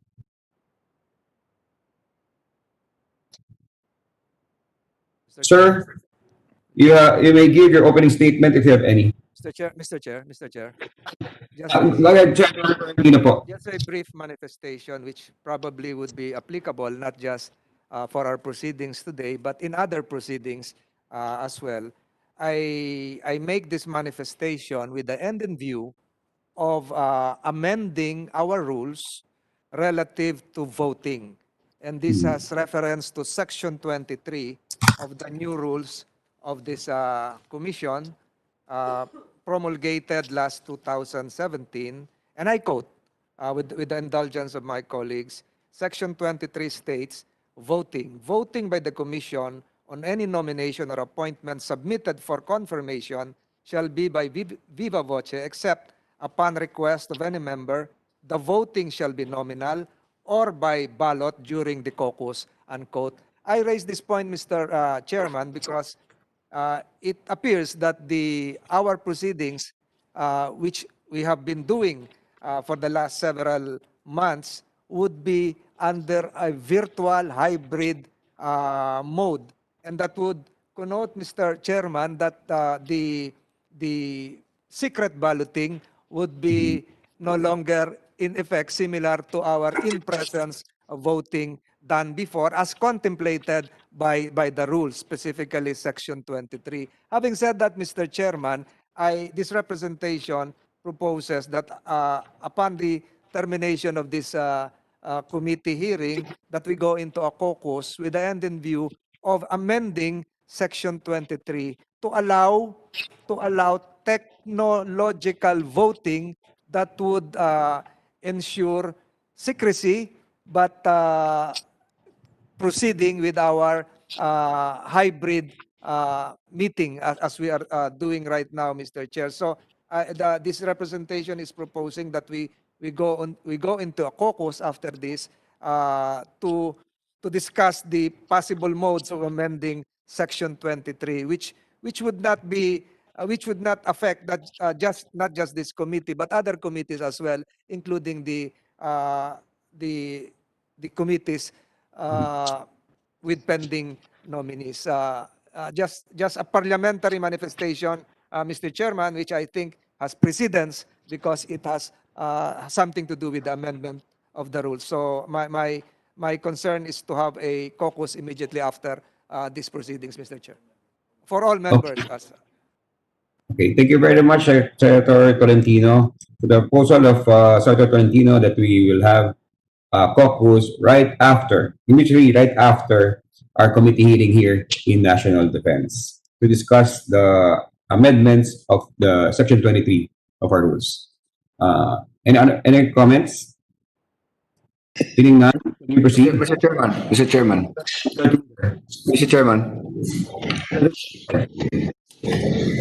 Mr. Chairman.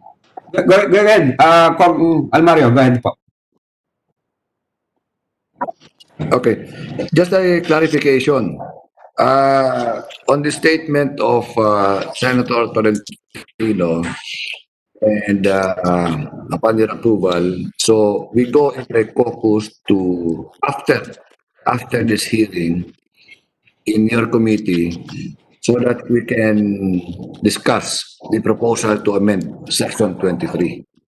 Okay, but that is true for this committee and for all other committees. No? Yes. Now, Mr. Chairman, let me just emphasize Section 23.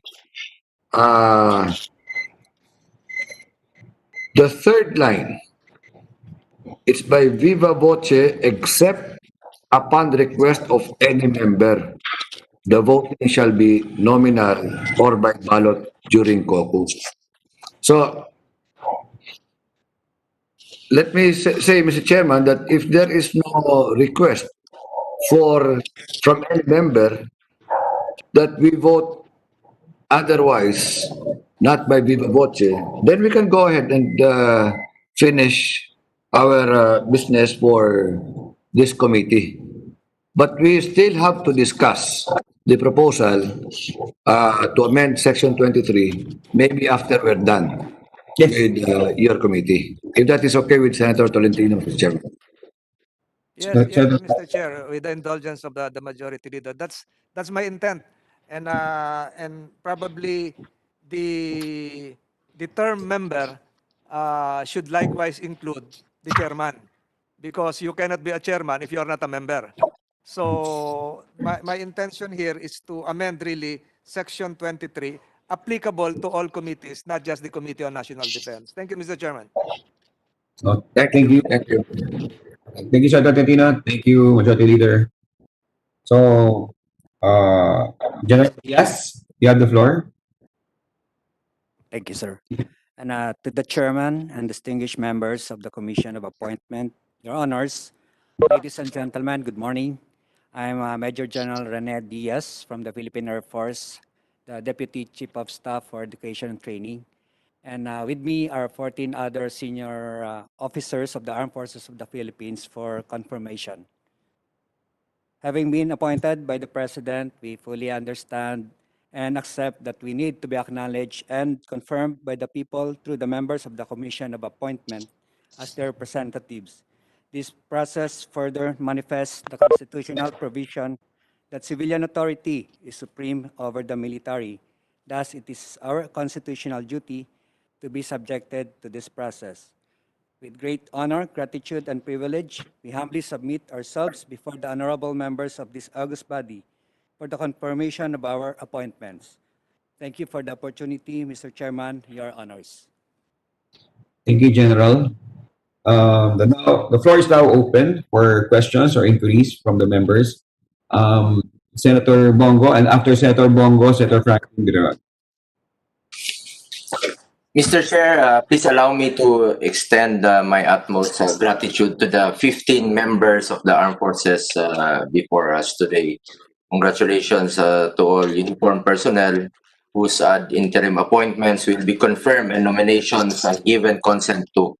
Would like to make fresh my full support for the confirmation of the ad interim appointments of Brigadier General Sharon Bernale, Brigadier General Ignatius Patrimonio, Major General Rene Diaz, matagal ko na pong makilala mga sundalong ito, si Brigadier General Gernale, dati pong acting wing commander sa Davao City, si Brigadier General Patrimonio po, Scout Ranger, dating Deputy Group Commander po ng PSG. Si Major General Diaz, isa rin po sa mga pinakamagagaling nating wing commander ng Philippine Air Force. Further, I strongly support the confirmation of the ad interim appointments of Colonel Belinda Ganantise, Colonel Rolando Orengo, Colonel Rustico Villanueva, Colonel Fernando Abubo, Colonel Danilo Beltran, Colonel Romulo Satparam, Colonel Stephen Penetrante, Colonel Ramil Anoyo, Colonel Ronilo Cudal, Brigadier General Milton Beset, Brigadier General Nichols Dries, as well as recommend that the nomination of Major General Lawrence Minang to be given consent by the commission. Our country will forever be indebted to each and every one of you for continuing service to the Filipino people and for ensuring our safety at all costs. Maraming salamat, Mr. Chair. Okay, thank you very much po, Senator Bongo. Senator Franklin Dron, you have the floor, sir. Sir, your microphone is off po. Thank you, Mr. Chairman. I'd like to raise questions on Major General Diaz.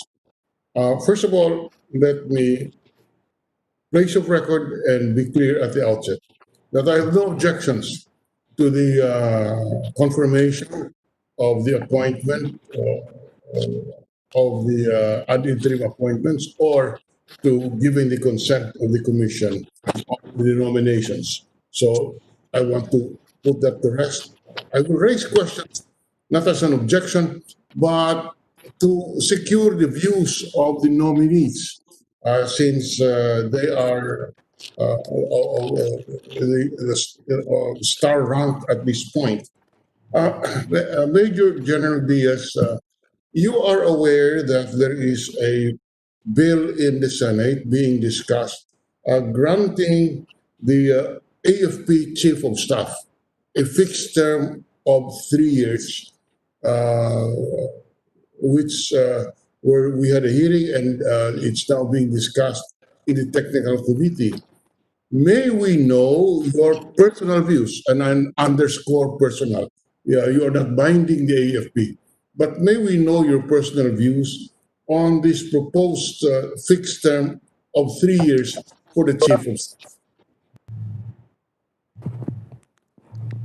Thank you, sir, for the question. And for me, sir, I fully agree with the move for the fixed term of the Chief of Staff Armed Forces of the Philippines for 3 years, because number one, it will ensure stability and continuity of the programs of the Armed Forces of the Philippines. And the strategic direction that he will set will be fully monitored by him, and it will also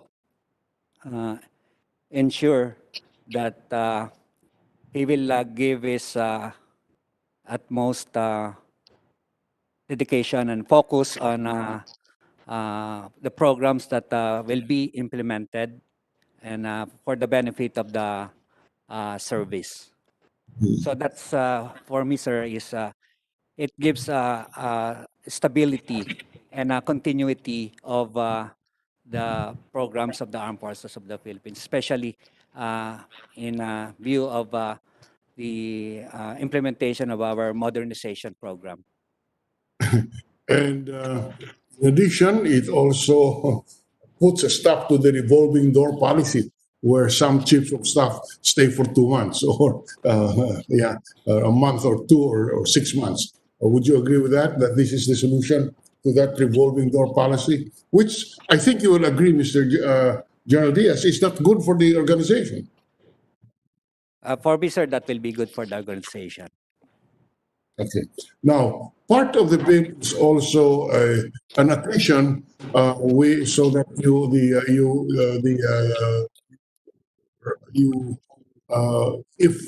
if a flag officer does not get promoted to a high rank after a certain number of years, he will be attrited. What do you think of that, Mr. Nominee, Sanjar? That will also good for the service, sir, since especially for the junior officers, they'll have the opportunity to grow within the service, and they will have something to look forward to. They will be motivated to work harder so that they'll be more deserving to be designated or promoted to positions of higher responsibility. Okay, I'm glad to hear that. Now, on the third point, you are fully aware that the retirement pay of star officers, of the officers of the Armed Forces of the Philippines, and the entire many, we call it uniform personnel, is not funded but is yearly allocated in the General Appropriations Act. Now, today, we are looking at a situation wherein the allocation for retirement pay is higher than the allocation for the regular pay. And this cannot be sustained. In other words, I don't have the exact figures with me, but if you look at the retirement pay allocation for the men in uniform, it is higher than the allocation already for the PS or personal services budget. And therefore, there are moves to have it to put up a funded retirement plan, but the very difficult problem is the past service liabilities, which per estimate today is already, the rough estimate, is about 5 trillion pesos, meaning more than the budget of the entire government. And that is a problem, how to so that at least to stop the difficulty and bleeding of the budget on the retirement benefit. Now, one of the issues, one of the difficulties is the very young retirement age. We are aware that right now the retirement age is about 56, if I'm not mistaken, about 56. And many of our flag officers, our officers, have still, their talent is no longer, their skill is no longer available after they turn 56. And we are deprived of the experience and wisdom of those who reach the retirement age at a very early stage, a very early age. And this also affects the liability, the past service liabilities. One of the matters being discussed is that we should increase the retirement age because I think we have one of the youngest retirement age provisions in our part of the world, in Southeast Asia. So again, on a personal basis, without binding the armed forces, may I know may I have your comment on this issue, General Diaz? Thank you, sir. And actually, sir, there's varying perception regarding that move for the extension of the retirement age. And yes, at 56, we are still young and we can still do a lot of productive things. And others say that at 56, we can still consider another career. So I think in other countries, in other armed forces, they have a scheme that when you're promoted, let's say for 1 star, you get additional years in the service. And I believe that can be applied to us. And for those who are productive or who remains to be asset, meaning that they are promoted to next higher ranks, star ranks, they can still be utilized or used by the service. But for those who, let's say, they cease to be productive, they can already retire. So I believe for me, extending the retirement age is a welcome initiative for the Armed Forces of the Philippines. Thank you very much, General Diaz, for those views. In fact, that is a new proposal that I just heard it now that maybe at a certain level we can extend the retirement age because certainly at 56, the officer is better equipped, in fact, than an officer at 50 years old, and we lose the availment or ability to avail of this expertise when we retire our officers early. But extending the retirement age is always problematic. And I recall the 1996 when one of the issues was precisely the extension of the retirement age of certain officers of the armed forces, which has resulted in dissatisfaction because you deprive the younger officers of the ability to be promoted. So we must, on the other hand, this very early retirement age has also caused a lot of burden to public finances because we have to fund the retirement benefits. And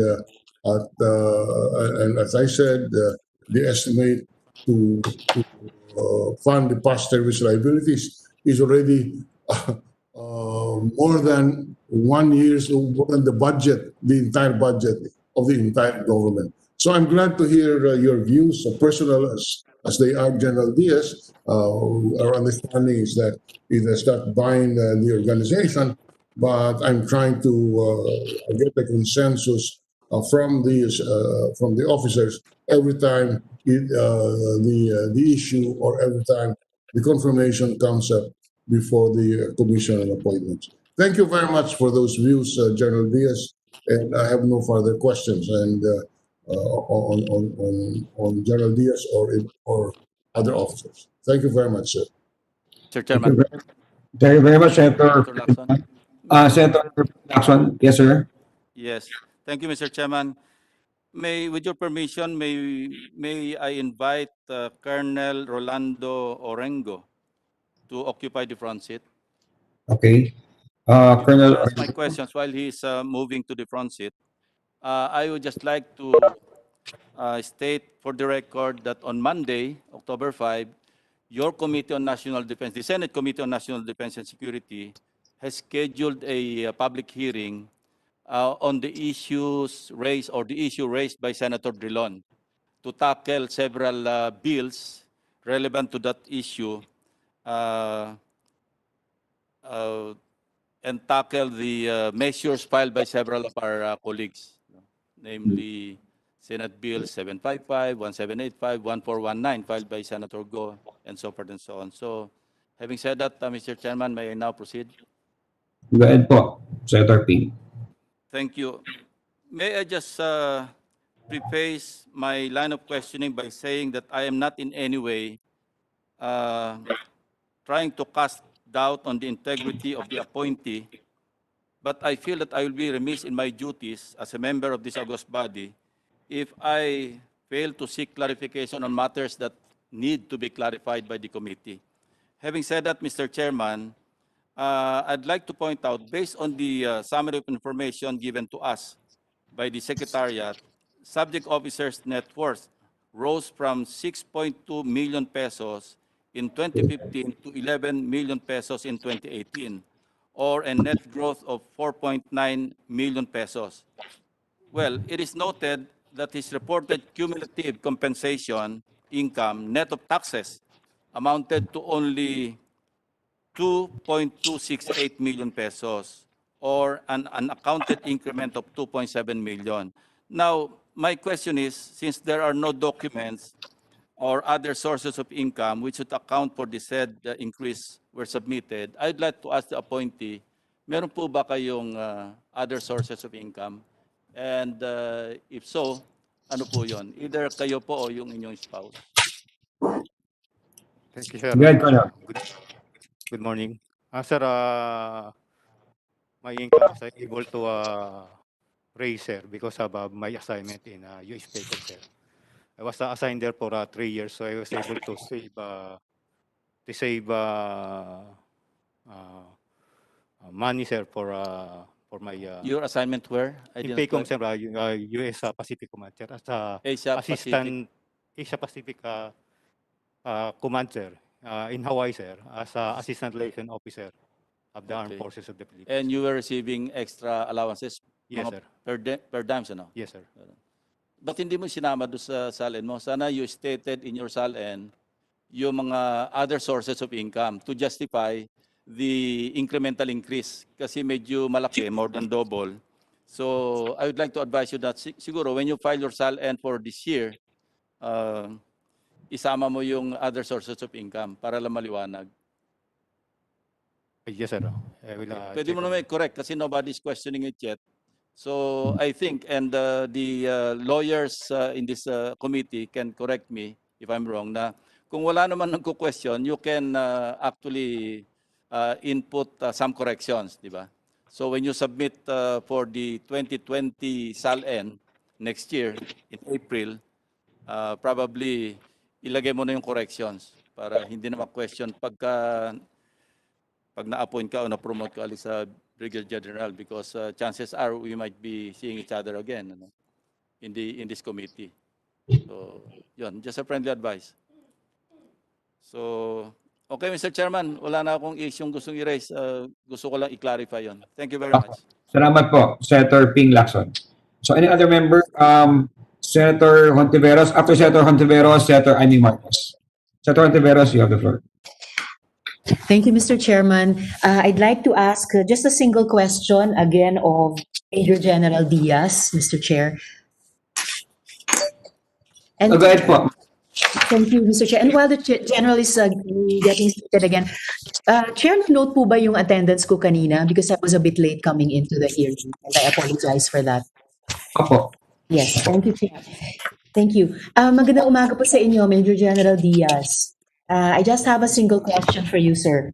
Dun po sa background information that our committee received from the Secretariat, I was most interested dun po sa sinabi tungkol sa inyo na you are noted for your zeal and dedication in promoting close relationships between the military and the civilian sector.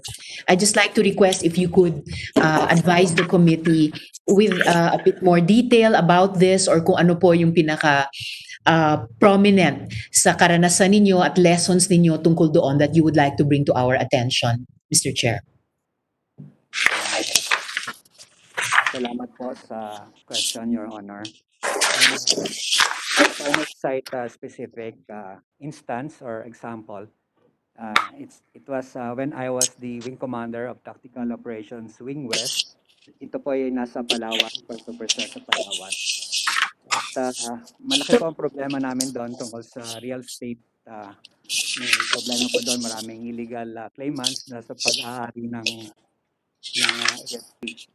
So, ang naging ano ko po lagi ay stakeholder engagement. Kasi nagkakaroon lagi ng confrontation. In fact, nung nagbabakod po kami doon, ay may talagang nag-attempt pa na lumaban yung mga nakatira po doon. So, ang ginawa ko po, kinausap ko yung mga leaders through the barangay chairman. At nung una ay talagang may violent yung talagang reception sa amin, sa military. Ayaw nila magpa-picture at talagang galit sila. Pero nung sinabi ko yung position ng AP na kami doon ay ginagawa lang namin yung aming trabaho, na ang aming concerned ay yung safety and security.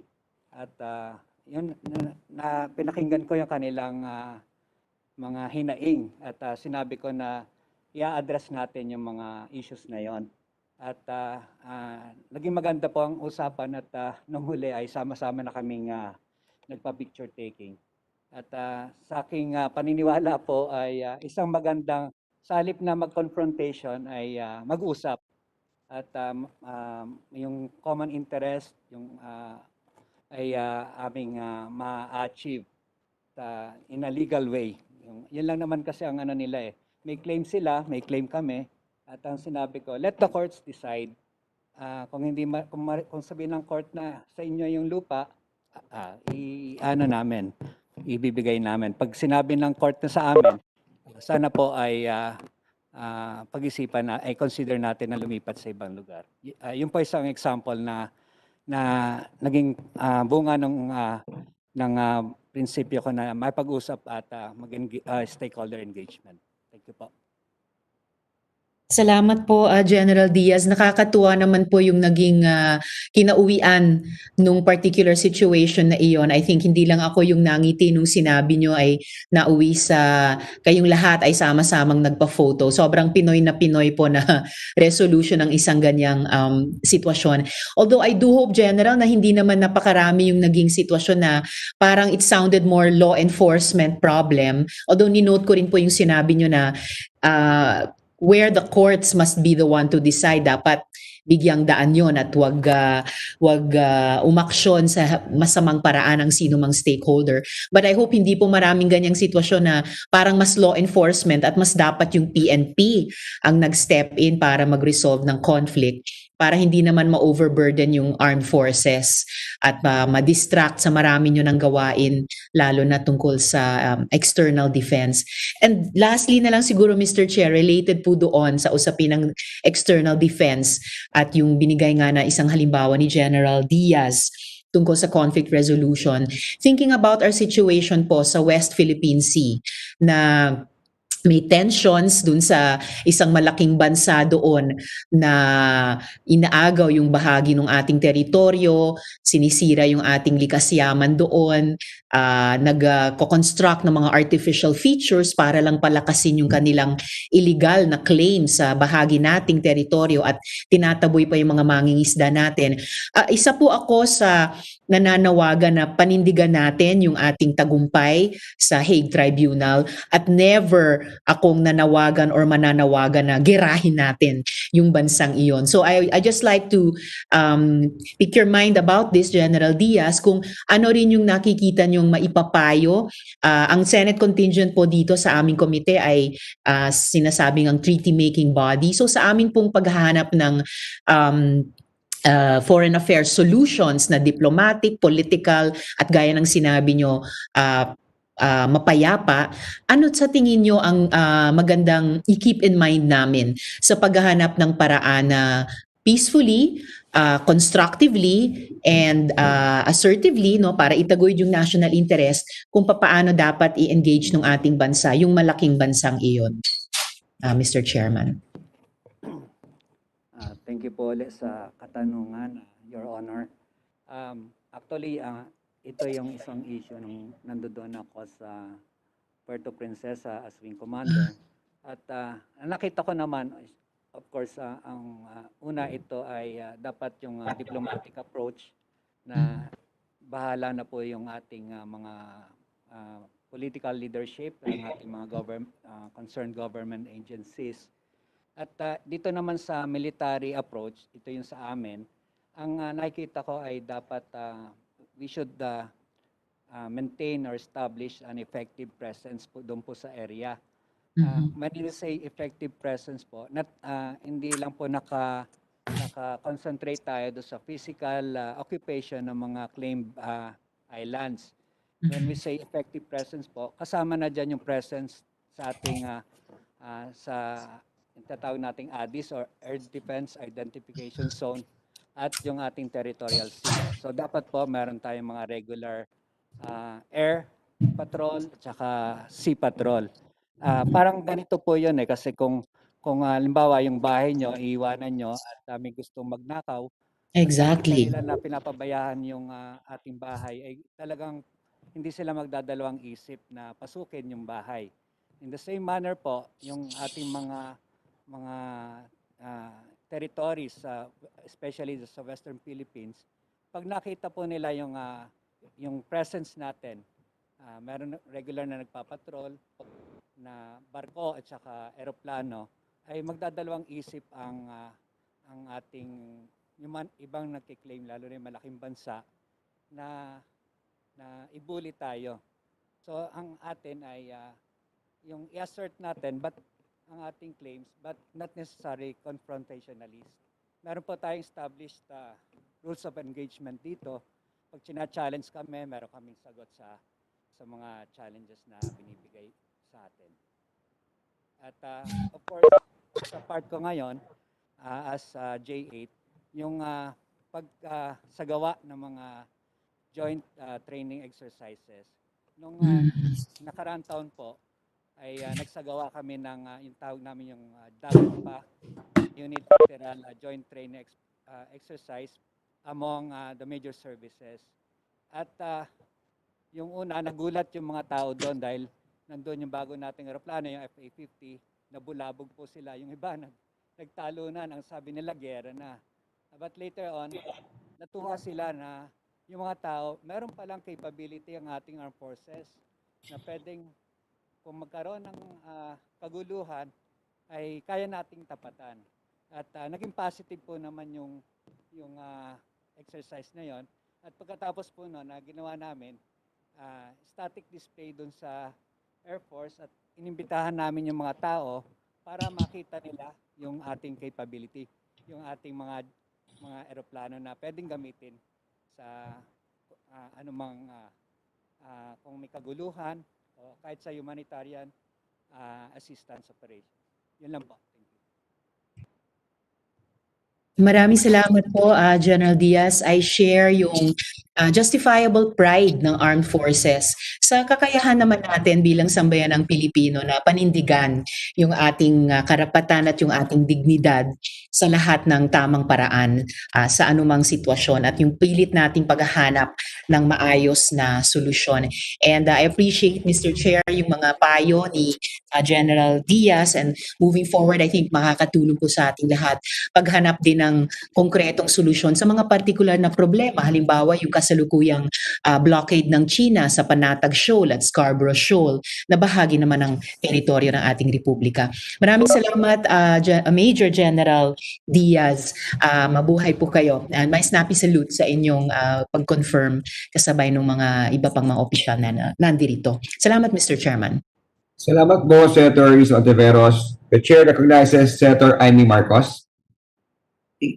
Yes, thank you very much. May I call on General Mina as well as General Hernale thereafter. You're excused, General Diaz. General Mina. Yes, please.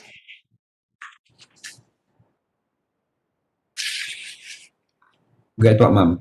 Yes, General Mina, what's the game plan of the 5th Infantry Division for the attainment of peace in your area of responsibility? I speak specifically of two sectors.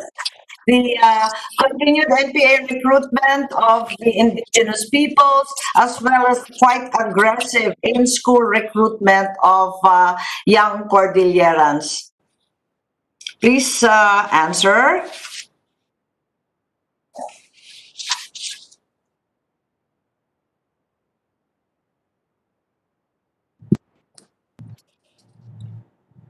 Go ahead, General Mina. Major General Mina, the commander of 5th Infantry Division. General Mina, lapitan po ninyo yung mic at hindi ko kayo marinig. Kindly repeat your query because I failed to get it. Oh, I'm sorry, General. You're assigned to the 5th Infantry Division, and I'd like to know what your game plan is for lasting peace in your area of responsibility, particularly with regard to the continued NPA recruitment of our indigenous peoples, one, and secondly, the very aggressive recruitment of young Cordillerians at school. Okay, ma'am, I got it. Actually, we are on the process of recruiting 500 that was earlier given to us, and we are given up to the end of October to do the processing. And regarding to your query about the Cordilleran, yes, ma'am, they are included into that recruitment process.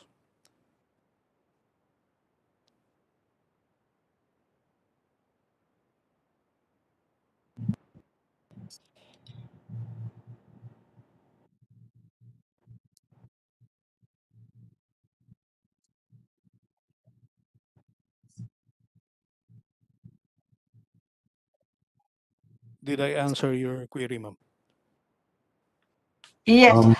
Ano ang game plan? Anong magagawa ng AFP, ng 5th Infantry, at kaakbay ng mga LGU? Anong ginagawa o magagawa tungkol dyan para matigil po yan? Okay, ma'am.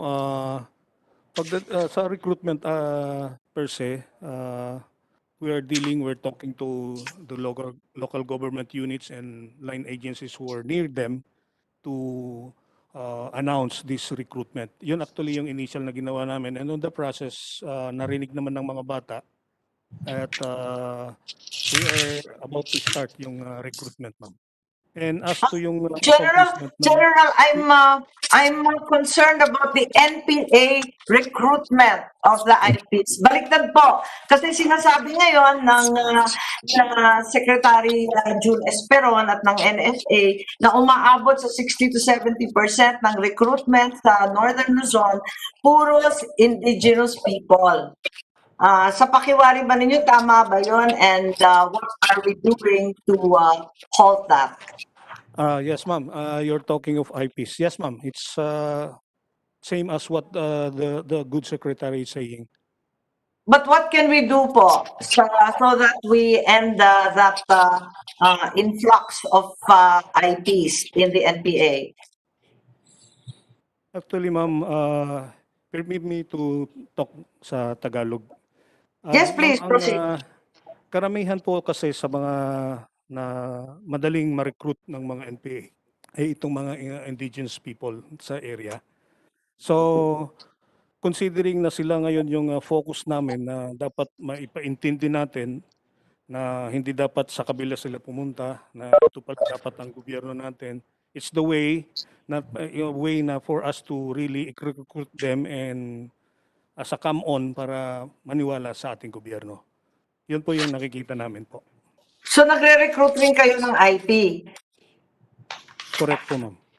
I see. Paano naman yung mga estudyante natin? Very aggressive rin ang recruitment sa mga eskwelahan. Well, kasama na rin po sila, ma'am. Kasama sila sa competition. If they pass yung requirements, then we have to consider them. Are you undertaking any special program para lang sa kabataan? Yes, ma'am, we have a lot. It's through our wireless to inform them how to become a good citizen. One example, visiting schools and talking to LGUs to come up with this wireless. Kasi ito po ay funded po ng mga LGUs that we only execute for them para ipaabot sa ating kabataan lahat ng mga dapat nilang malaman sa pagiging isang concerned citizen pagdating ng araw or responsible citizen pagdating ng araw po. Kung sana, Apo Mina, sana tutukan natin yan. I think I know who your father was. He was in media affairs and you're from Isabela. Tama po ba yun? Yes, ma'am. I'm from Isabela but my mother is from La Union po. From Agoo, yes. Solid GI po. At yung tatay ninyo ay nasa media affairs, naabutan ko pa yata. Maraming salamat and we're counting on you to free the Cordillera and finally attain lasting peace in the autonomous region. Thank you po. May I call on General Mr. Chair? Yes, Ma'am Lisa. Mr. Chair, with the indulgence of Senator Im, if I may also ask a question of General Mina, Major General Mina. General Mina? Balik po tayo. Go ahead po. Salamat, Mr. Chair. Salamat, Senator Amy. Major General Mina, just one additional question, sir. Gayon din po, dun sa background information sa inyo ng aming secretariat, pinaka-interesado naman po ako dun sa nakasulat na you were likewise recognized for closely supervising the implementation of forestry laws. At ninonote ko rin po, General, yung sinabi, nakasulat dito na yung inyo nga pong Gold Cross Medal noong 1993 ay bunga nung you're bravely extracting your injured comrades from heavy enemy fire despite being wounded and suffering from massive blood loss. Nais ko lang pong i-put on record, Mr. Chairman, yung lubos kong paggalang sa ganyang mga katapangan na ipinakita ni Major General Mina sa ganyang particular na sitwasyon na iyon, na sa kabila nung yun na nga sobrang mabigat na laban mula sa kabilang panig at kayo ay sugatan noon, Major General Mina, at dinaanan nyo pa yung sobra kayo nawala ng dugo, ay nagawa nyo pa rin yung mga gawain na pinunano para sa kabayanihan at sa gallantry in action.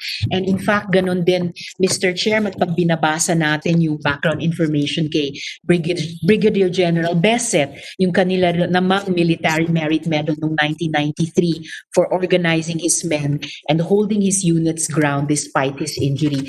So, sa pamamagitan nyo, Major General Mina, at sa kasamahan nyo dyan ngayon na si Brigadier General Besset, ipahayag ko lang po yung lubos na paggalang sa inyong kabayanihan sa kabila ng pisikal na sakit at panganib sa mismong buhay ninyo. Just for the record, Mr. Chairman. And then yung tanong ko lang po, Major General Mina, kung meron po kayong gusto pang ibahagi sa komite namin tungkol dun sa masugid na pagbantay ninyo na mapatupad yung mga forestry laws ng ating bansa, Mr. Chairman. Go ahead, General Mina. Ma'am, I got all the things that you said about me, but the one you are asking me, ma'am, medyo hindi ako klaro. I apologize, Major General and Mr. Chairman, kung nagkakamali ako, pero andito kasi sa synthesize ko sa background information. Perhaps it refers to a different official, no, yung tungkol sa forestry laws. Nonetheless, Major General Mina, nandyan pa rin po yung aking pagpapahayag ng paggalang sa inyong kabayanihan at gallantry in action na sinasagisag ng inyong Gold Cross Medal from 1993. So, sa inyo rin po, congratulations, Major General Mina. Mabuhay po kayo. My snappy salute sa inyong confirmation. Salamat po, Mr. Chairman, at salamat muli, Senator Amy. Ay, salamat po, Sir Tiny. Po. You may continue, ma'am. Ma'am, microphone po. Sorry. Yes, thank you very much, and we heartily endorse General Mina's confirmation. May I call on General Sharon Gordola Hernandez?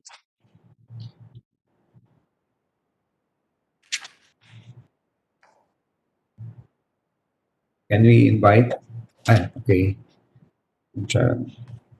Go ahead, ma'am. Yes, General, yes. I understand you were the first woman commandant of the PAF Flying School.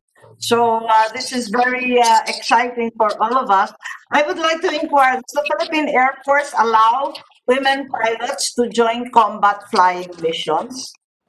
Have you flown any combat flying missions?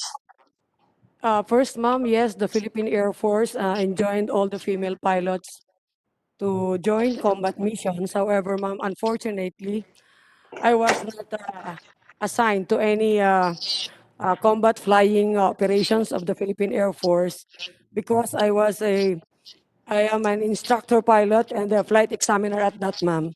That's why I became the commandant of the Philippine Air Force Flying School, ma'am. So who flies them? Who flies the combat missions? Which are the women? Who are the women who fly the combat missions then? Kasi you're grounded as an instructor.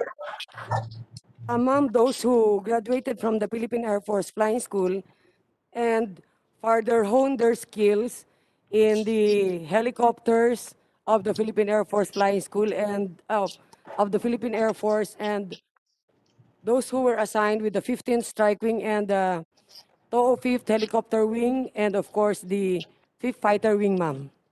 I see. So matagal na yan kasi I remember it was a huge bone of contention in the United States Air Force that women were never allowed in combat missions until 1993. Parang malaking issue doon. Dito sa atin, ang sinasabi po ninyo talagang pwedeng lumipad sa combat mission yung kababaihan.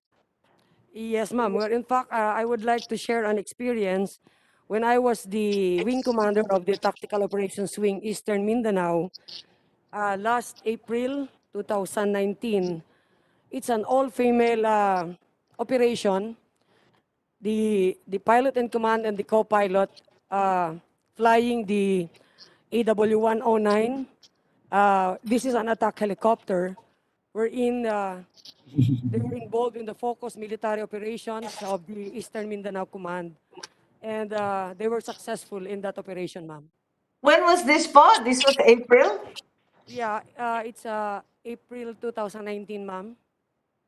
Yes, this is very exciting news, ma'am. Are women enlisted personnel also allowed as crew members in these combat missions? Yes, ma'am. Well, in fact, we have flight engineers. We have also women gunners and some mechanical of any aircraft po, ma'am. Yes, thank you very much. That's really exciting news. I know that your classmate just went through the CA, Emma Ignacio, the AFP Adjutant General. Congratulations to all the women in the Air Force. We are so proud of you. This is really epoch-making. Congratulations. We endorse heartily her promotion. Salamat po. Salamat po, Senator Amy. Before I recognize Senator Risa, ma'am, the chair would like to recognize the presence of Senator Joel Villanueva. Senator Risa, you have the floor. Mr. Chairman. Thank you, Mr. Chairman. Kay Brigadier General Hernale, ang sarap pong i-address ang isang kabaro na generala. So I would just like to join the greetings given by Senator Amy kay Brigadier General Hernale. It's especially a proud moment for us women legislators to be able to congratulate and embrace and salute with a snappy and sweet salute a sister in the government service and in the armed forces as well. So mabuhay po kayo, Brigadier General Hernale. And as I said, my snappy and sweet salute to you. Congratulations po. Thank you, Mr. Chairman. Thank you very much po, Senator Risa. Any other who wants to ask a question to any member of the or any appointees? Senator Risa, again. Thank you, Mr. Chairman. Just of one more official, if I may. One question, Mr. Chairman, kay Rear Admiral Driz. Okay. Thank you, General Hanare. General Driz. Go ahead po, ma'am. Salamat, Mr. Chairman, at magandang umaga po sa inyo, Rear Admiral Driz.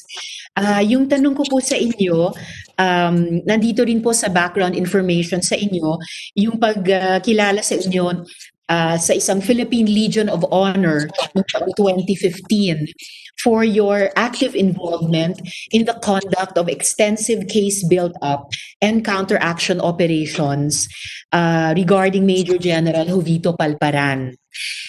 Interesado po ako dito if there are any particular experiences, but more than that, lessons and insights that you would like to share with the committee sa isang gawain na sigurado ko hindi naging madaling gawin, pero palagay ko sa strategic direction na tinatahak ng armed forces natin, hindi lang sa modernization, pero kasama nun pati sa patuloy na pagre-reforma at pag-internalize ng mga values ng ating republika, kasama na syempre yung accountability at syempre yung karapatang pantao. So yun po yung tanong ko sa inyo, Rear Admiral Driz, if there are insights you would like to share with us about this important task na pinamunuan po ninyo, Mr. Chairman.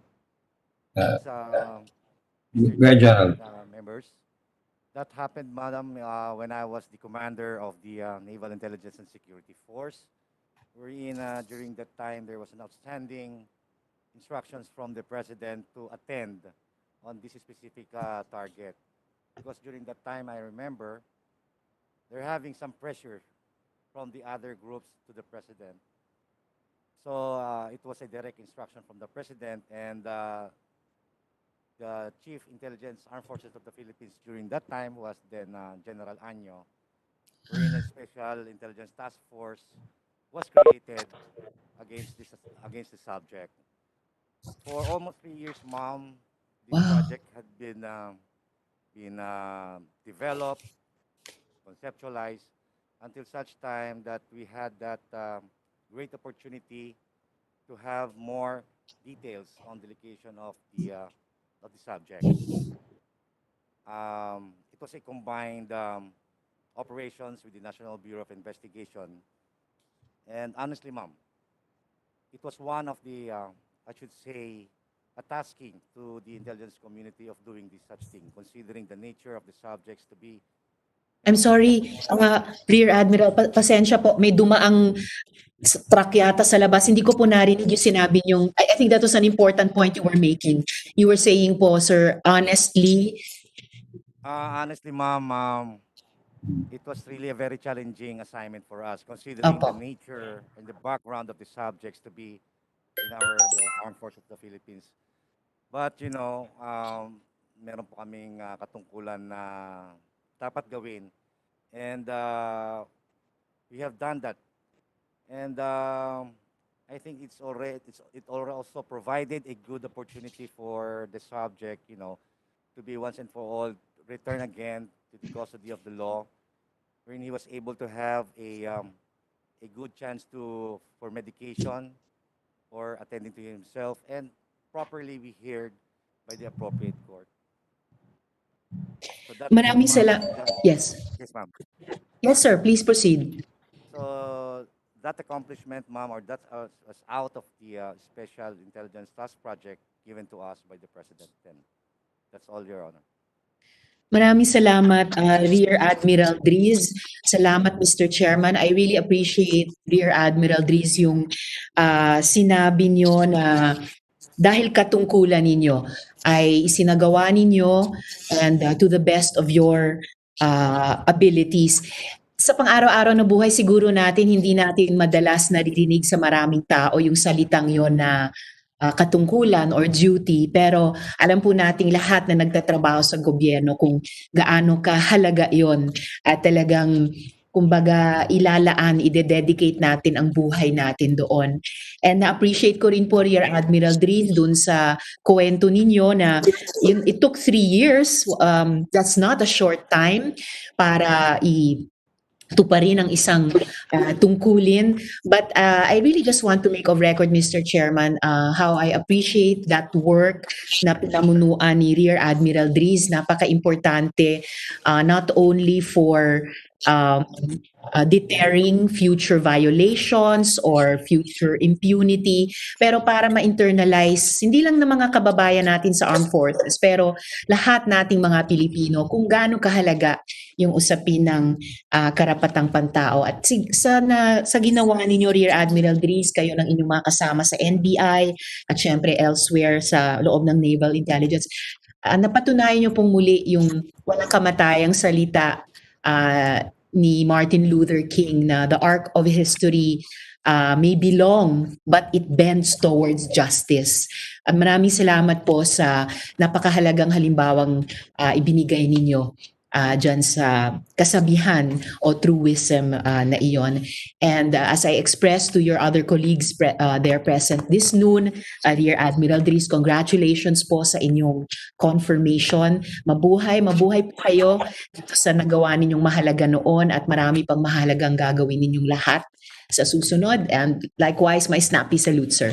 Salamat po, Mr. Chairman. Thank you, Senator Risa. Chair recognized Senator Bocavilla. Thank you, Mr. Chair.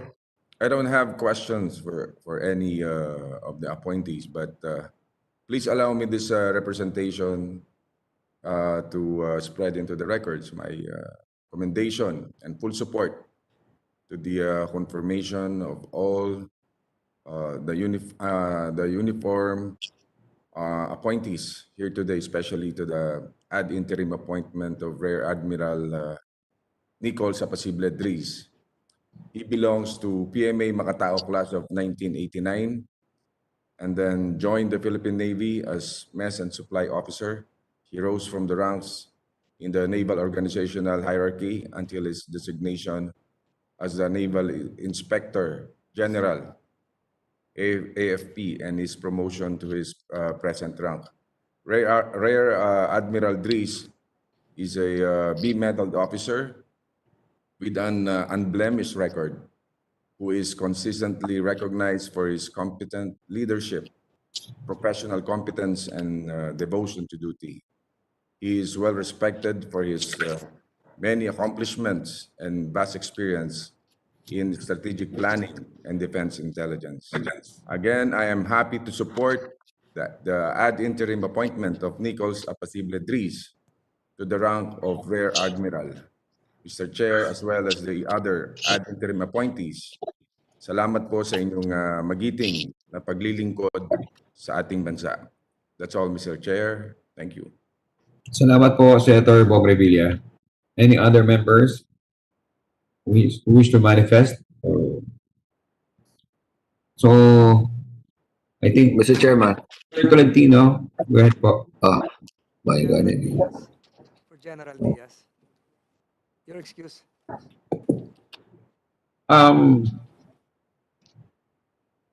Mr. Chair, with the permission of our colleagues. Go ahead po. Dalawang questions lang po, General Diaz. I missed the bulk of your statements a while ago. I just want to confirm, and if this is still a practice, when you become a full-fledged pilot in the Air Force, do you have a naming ceremony? Do you have a naming ceremony wherein you will be given a call sign? Yes, sir. But it depends on the unit, sir. But I think all flying units have their own tradition in assigning a call sign for a particular pilot. So after completing several hours of flying time, you're given a call sign which would be permanent to you, attached to you. I will not be asking your call sign, General Diaz. So it's similar to your nickname. Yes, sir. Or your personality or your character. But sometimes it depends on the pilot himself, what call sign he wants to be, what will be his call sign. And usually if you're a permanent pilot of a plane, you have your name inscripted or stickered near the nose of the plane. Is it correct? That is done during the Champagne flight, sir. Okay. It is done in Fernando Air Base. So the pilot has a call sign, and then the aircraft has a hex name. Am I correct? HEX. It's an international nickname number of the plane assigned by whatever international civil aeronautics agency is assigning that. Is that correct? Tama ba yun? Yes, sir. Actually, there's every aircraft has its registry number. And aside from the call sign, if you're flying, let's say, even domestic or international, you have a separate official call sign that you file in your flight plan. Because Congressman Almario is very familiar with Cebu Pacific. When you land, you mention the tail number. You announce that before the control tower. The reason why I'm raising this, General, and I'm sure you're familiar with this. This is very confidential and sensitive, but I support the same. I support the same practice. A few days ago, the People's Republic of China raised a howl. They were complaining that several Philippine Air Force jets entered the West Philippine Sea, South China Sea area, utilizing modern aircraft, the F-22 Raptors, the F-35A jets, with Filipino call signs. This is Philippine. They were asked by supposed to be a tower, and they were asked to identify themselves, and they identified themselves as, for example, this is just coming from me. This is Philippine Air Force hex numbers, blah blah blah. I am Captain John Anderson. So is this practice good for the Air Force. But again, I reiterate, I support that because it gives us a psychological advantage, projecting that we have a fleet of modern aircrafts right now. Except the color probably would be different. We have light gray, and the U.S. Air Force has shades of blue. Are you familiar with that practice? Whenever we fly, sir, we just mention the official call sign. Let's say we're flying a patrol aircraft, we'll say it's a Philippine Air Force plus the tail number. And we never say the name of the pilot. And I think that's in reference to the news that came out that some U.S. planes have been using the call signs of the Philippine Air Force. And we've been checking that, and as of now, sir, we don't have the final, the result of that investigation. Against that practice, General. In fact, I congratulate you in advance. Siguro my suggestion is that we also adopt an American nickname during the naming ceremonies, so that they will all be confused. Like, for example, I am Captain Diaz, nickname Boomer. So they will all be confused. Congratulations, General Diaz. Just some light matters to adapt to your congratulatory tone. Salamat po. Salamat. Thank you, sir. Thank you, Mr. Tolentino. Senator Villanueva. Before Senator, sorry po, Senator Tiveros is raising her hand, parang meron lang po idadagdag. Okay. Go ahead, Senator. Salamat, Mr. Chair. Very briefly lang. Akala ko po nung tinatanong ni Senator Francis si Major General Diaz tungkol dun sa call sign. Although madedate ako dito, akala ko itatanong nila kung ang call sign ni Major General Diaz ay Maverick. Yun lang po, Mr. Chairman. Salamat po. Thank you, Senator Risa. Senator Joel Villanueva po. Actually, Mr. Chairman, that's also what I'm going to mention, and perhaps ask Senator Maverick Tolentino from Top Gun Academy if he wants to give call sign names for CA members. But anyway, Mr. Chairman, let me just ask one question perhaps to our candidate, kay General Diaz. There was a study I remember seeing that thermal scanners are not the most effective means to detect COVID, no? And these scanners bypass asymptomatic and mild cases. And I'm talking about our checkpoints here in the country, manned by our military officers, no? I just want to ask one question. How can the military stay relevant in the time of this pandemic, this COVID-19 pandemic? And I wanted to know if there are trainings for capacity building.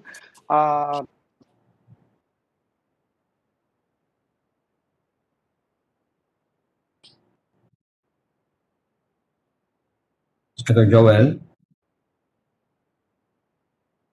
Parang nawala po yata Senator Joel. Capacity building at yung bulk, yung mga asymptomatic or mild cases, nakakapasok lang din. And ang worst niyan, sila mismo nahahawa din. So that's all I wanted to know para protected naman yung ating mga men in uniform. Thank you, Mr. Chair. Thank you very much po, Senator Joel. Any other members? Please Being an none. answer, Mr. Chairman. I'm actually Chairman. an answer. Sorry po. Hindi ba kailangan ni Senator Joel ulitin yung sinabi niya kasi na-cut off nga siya eh. Hindi natin narinig eh. Sige nga po. Pero before you continue, Senator Joel, we'd like to recognize, the Chair would recognize the presence of Senator Coco Pimentel po, sir. Senator Joel po, medyo na po kayo kanina. Yes, thank you very much, Chairman John. And I'm sorry if I'm getting cut once in a while, but I have a pending question, and I'd like to address it to our general on deck right now about trainings of our military personnel. Perhaps if he could give us some background on what they are doing for in order to stay relevant in the time of this pandemic. As mentioned a while ago, for instance, in a particular scenario, yung mga checkpoints po, marami yung nakaka-pass na asymptomatic at mild cases dahil hindi naman nakukuha ng scanners. And worst, minsan, nakahawa pa yung ating mga men in uniform doon sa checkpoint. So I just wanted to ask that question, Mr. Chair. Thank you. Thank you, Senator Joel. General, may answer the question of Senator Joel. Yes, sir. Actually, sir, in my capacity as the Deputy Chief of Staff for Education and Training, we formulated the revised program of instruction for the conduct of a 3 weeks health orientation course for our frontliners so that they'll be better equipped, better prepared to serve in health related duties. And as of now, that's the trust of our office. There's an ongoing there are 2 classes ongoing at our health service command, purposely to prepare our frontliners. And it's true, there's been a rise in number of active cases for our personnel, especially those who are serving in the front lines. And that's the best way for us is to train them well, and whatever there is available in the market that they can use for detection, we're providing them. Thank you, General. And I'm glad you made mention about it because totoo pala yung naririnig natin na there's a rise. And that's the main reason why I wanted to solicit an answer from our officials. And if you could give us how many were infected just because of doing their job, and what are we doing? How are we taking care of our unsung heroes in the light of this pandemic? At the moment, sir, I don't have the exact figure, but the AFP has been taking care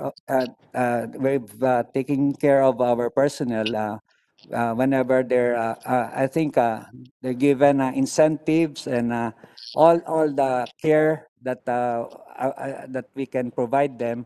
Our Viluna, especially our those who are in mild or serious condition, they're accommodated there. And for those who are asymptomatic, we have available quarantine facilities where they can recover from COVID. General, I'm not very concerned to get the exact figures, but perhaps later on so that we would know. And I think the most important thing that you made mention is that we are taking good care of our men in uniform the best that we can. And number 2, the importance of having training. Yung capacity building measures na kailangan ho natin to protect our people as well, especially our men in uniform. Maraming salamat, General. Chairman, siguro I would just spread into the records that this representation supports the confirmation of our men in uniform up for confirmation today in the Committee on Appointments. Thank you, and full support po tayo sa inyo, Mr. Chairman. Thank you very much po, Senator Joel Villanueva. Any other member who wish to have the question or nominee? Seeing none, Majority Leader.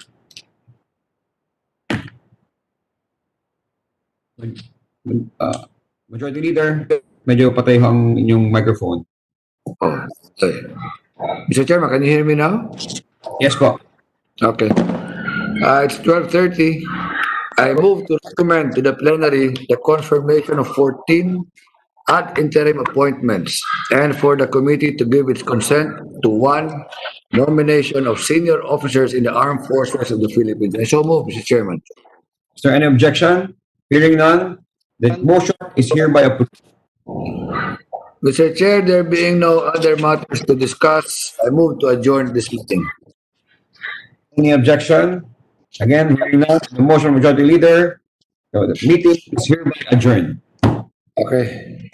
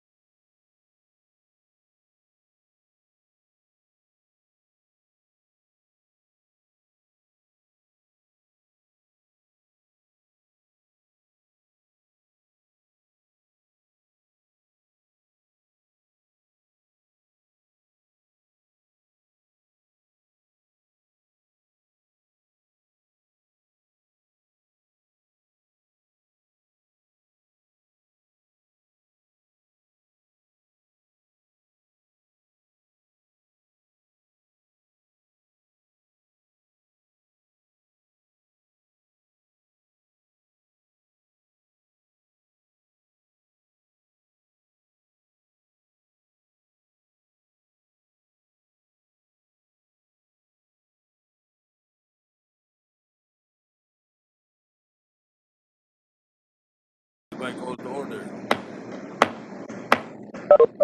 Let's all pause for a minute of silent prayer.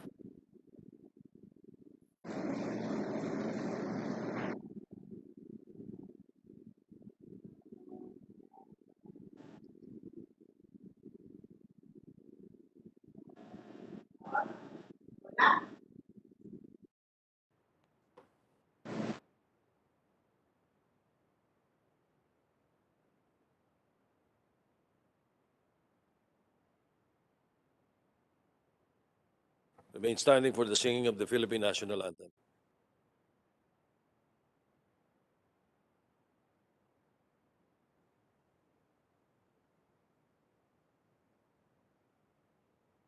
Bayang magiliw, telas ng silanganan, alab ng puso, sa dibdib mo'y buhay. Lupang hinirang, duyan ka lang magiting, sa manlulupig, di ka pasisiin, sa dagat at bundok, sa simoy at sa langit mong bagal. May dilagang tula at awit sa paglayang minamahal, ang kislap ng watawat mo'y tagumpay na nagniningning. Ang bituin at araw niya kailan pa may di magdidilim. Lupa ng araw ng walhatit pagsinta, buhay ay langit sa piling mo.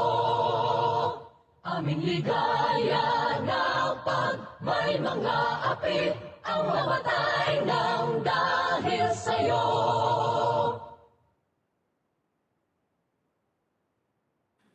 The Secretary will please call the roll. The honorable members of the Commission on Appointments. Advincula, Agarao, Almario, Alvarez Jr., Cagas, Chipeco Jr., Drilon, Present. Ferrer IV, Present. Heron, Go, Present. Tiveros, Present. Lawson, Marcos, Present. Noel, Pancho, Present. Pimentel III, Present. Po, Present. Ramirez Sato, Revilla Jr., Present. Tolentino, Villanueva, Villar, Present. Zamora, Subiri. The chairperson is present. With dalawa lang, physically present. Di ako member. Dalawa lang sila. With 2 members physically present and the chairman, plus the virtually present 21 members of the commission, for a total of 24, the chair declares the presence of a quorum.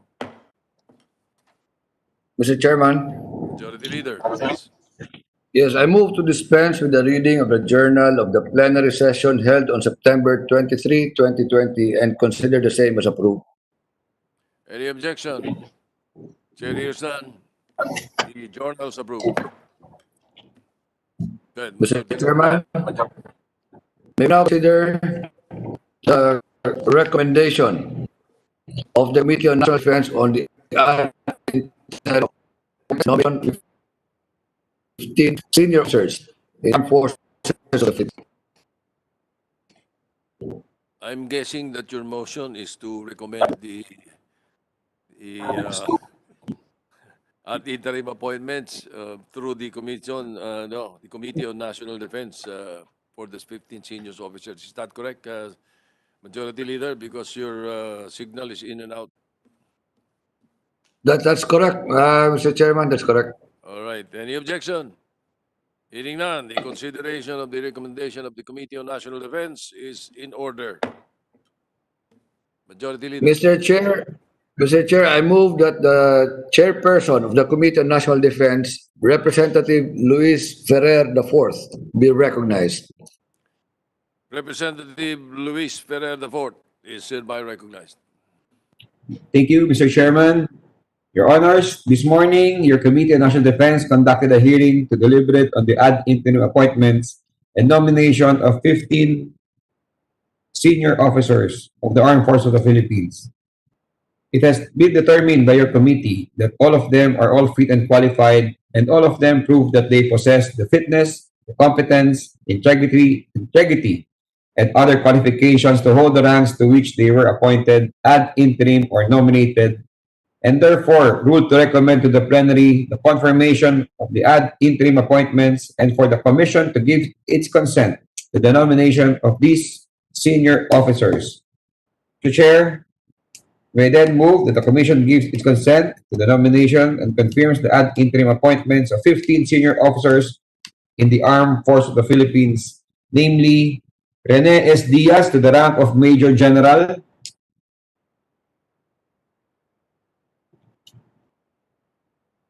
so move, Mr. Chair. Objection? Hearing none, approved. Nichols A. Dries to the rank of Rear Admiral, Any objection? Hearing none, approved. Lawrence E. Mina to the rank of Brigadier General, Any objection? Hearing none, approved. Sharon G. Hernale to the rank of Brigadier General, Any objection? Hearing none, approved. Milton Y. Beset to the rank of Brigadier General, Any objection? Hearing none, approved. Ignatius N. Patrimonio to the rank of Brigadier General, Any objection? Hearing none, approved. Rustico V. Villanueva to the rank of Colonel, Philippine Army, Any objection? Hearing none, approved. Belinda P. Ganotice to the rank of Colonel, Philippine Army, Any objection? Hearing none, approved. Ramil D. Anoyo to the rank of Colonel, Philippine Army, Any objection? Hearing none, approved. Rolando D. Orengo to the rank of Colonel, Philippine Army, Any objection? Hearing none, approved. Romulo R. Satparam to the rank of Colonel, Philippine Army, Any objection? Hearing none, approved. Fernando R. Abubo to the rank of Colonel, Philippine Army, Any objection? Hearing none, approved. Ronilo H. Kudal to the rank of Colonel, Philippine Army, Any objection? Hearing none, approved. Danilo S. Beltran to the rank of Colonel, Philippine Army, Any objection? Hearing none, approved. and Stephen A. Penetrante to the rank of Colonel, Chaplain Service. Any objection? Hearing none, approved. That is all, Mr. Chair. Your Honors, maraming salamat po. Thank you. Majority Leader. Mr. Chairman, under other matters, may I present for approval of the commission a proposed amendment to the new rules of the Commission on Appointments and the standing committees as amended, specifically on section 23, which now reads, and I quote, Mr. Chairman, voting by the Commission on any nomination or appointment submitted for confirmation shall be by viva voce, except upon request of any member. The voting shall be nominal or by ballot during caucus. Mr. Chairman, as discussed in the Committee on Rules earlier, there is a need to amend that section to make way for the provision and practice in the past of conducting secret balloting. May we now take that up, Mr. Chairman? All right, the motion is to consider that particular issue in our rules. Any objection? Hearing none, motion is approved. Mr. Chairman, may I move that Section 23 of the new rules of the Commission on Appointments and CA Standing Committees as amended be amended and be read as follows. Section 23, voting. Voting by the Commission on any nomination or appointment submitted for confirmation shall be by viva voce, except upon request of any member. The voting shall be nominal, by ballot during caucus, or through other technological means. I so move, Mr. Chairman. By any other technology, are you leaving out the word appropriate? By any other, correction, by any other appropriate technological means. All right, sounds better. Any objection? Is that the motion, Majority Leader? Yes, sir, that's a motion. Any objection? Hearing none. The rules are amended. The motion is approved. Mr. Chairman, there being no other matters to discuss, I move to adjourn. All right. Any objection? Baka gusto nyo pa eh. Hearing none. The session is adjourned. Thank you, boss. Thank you po. Thank you. Congratulations.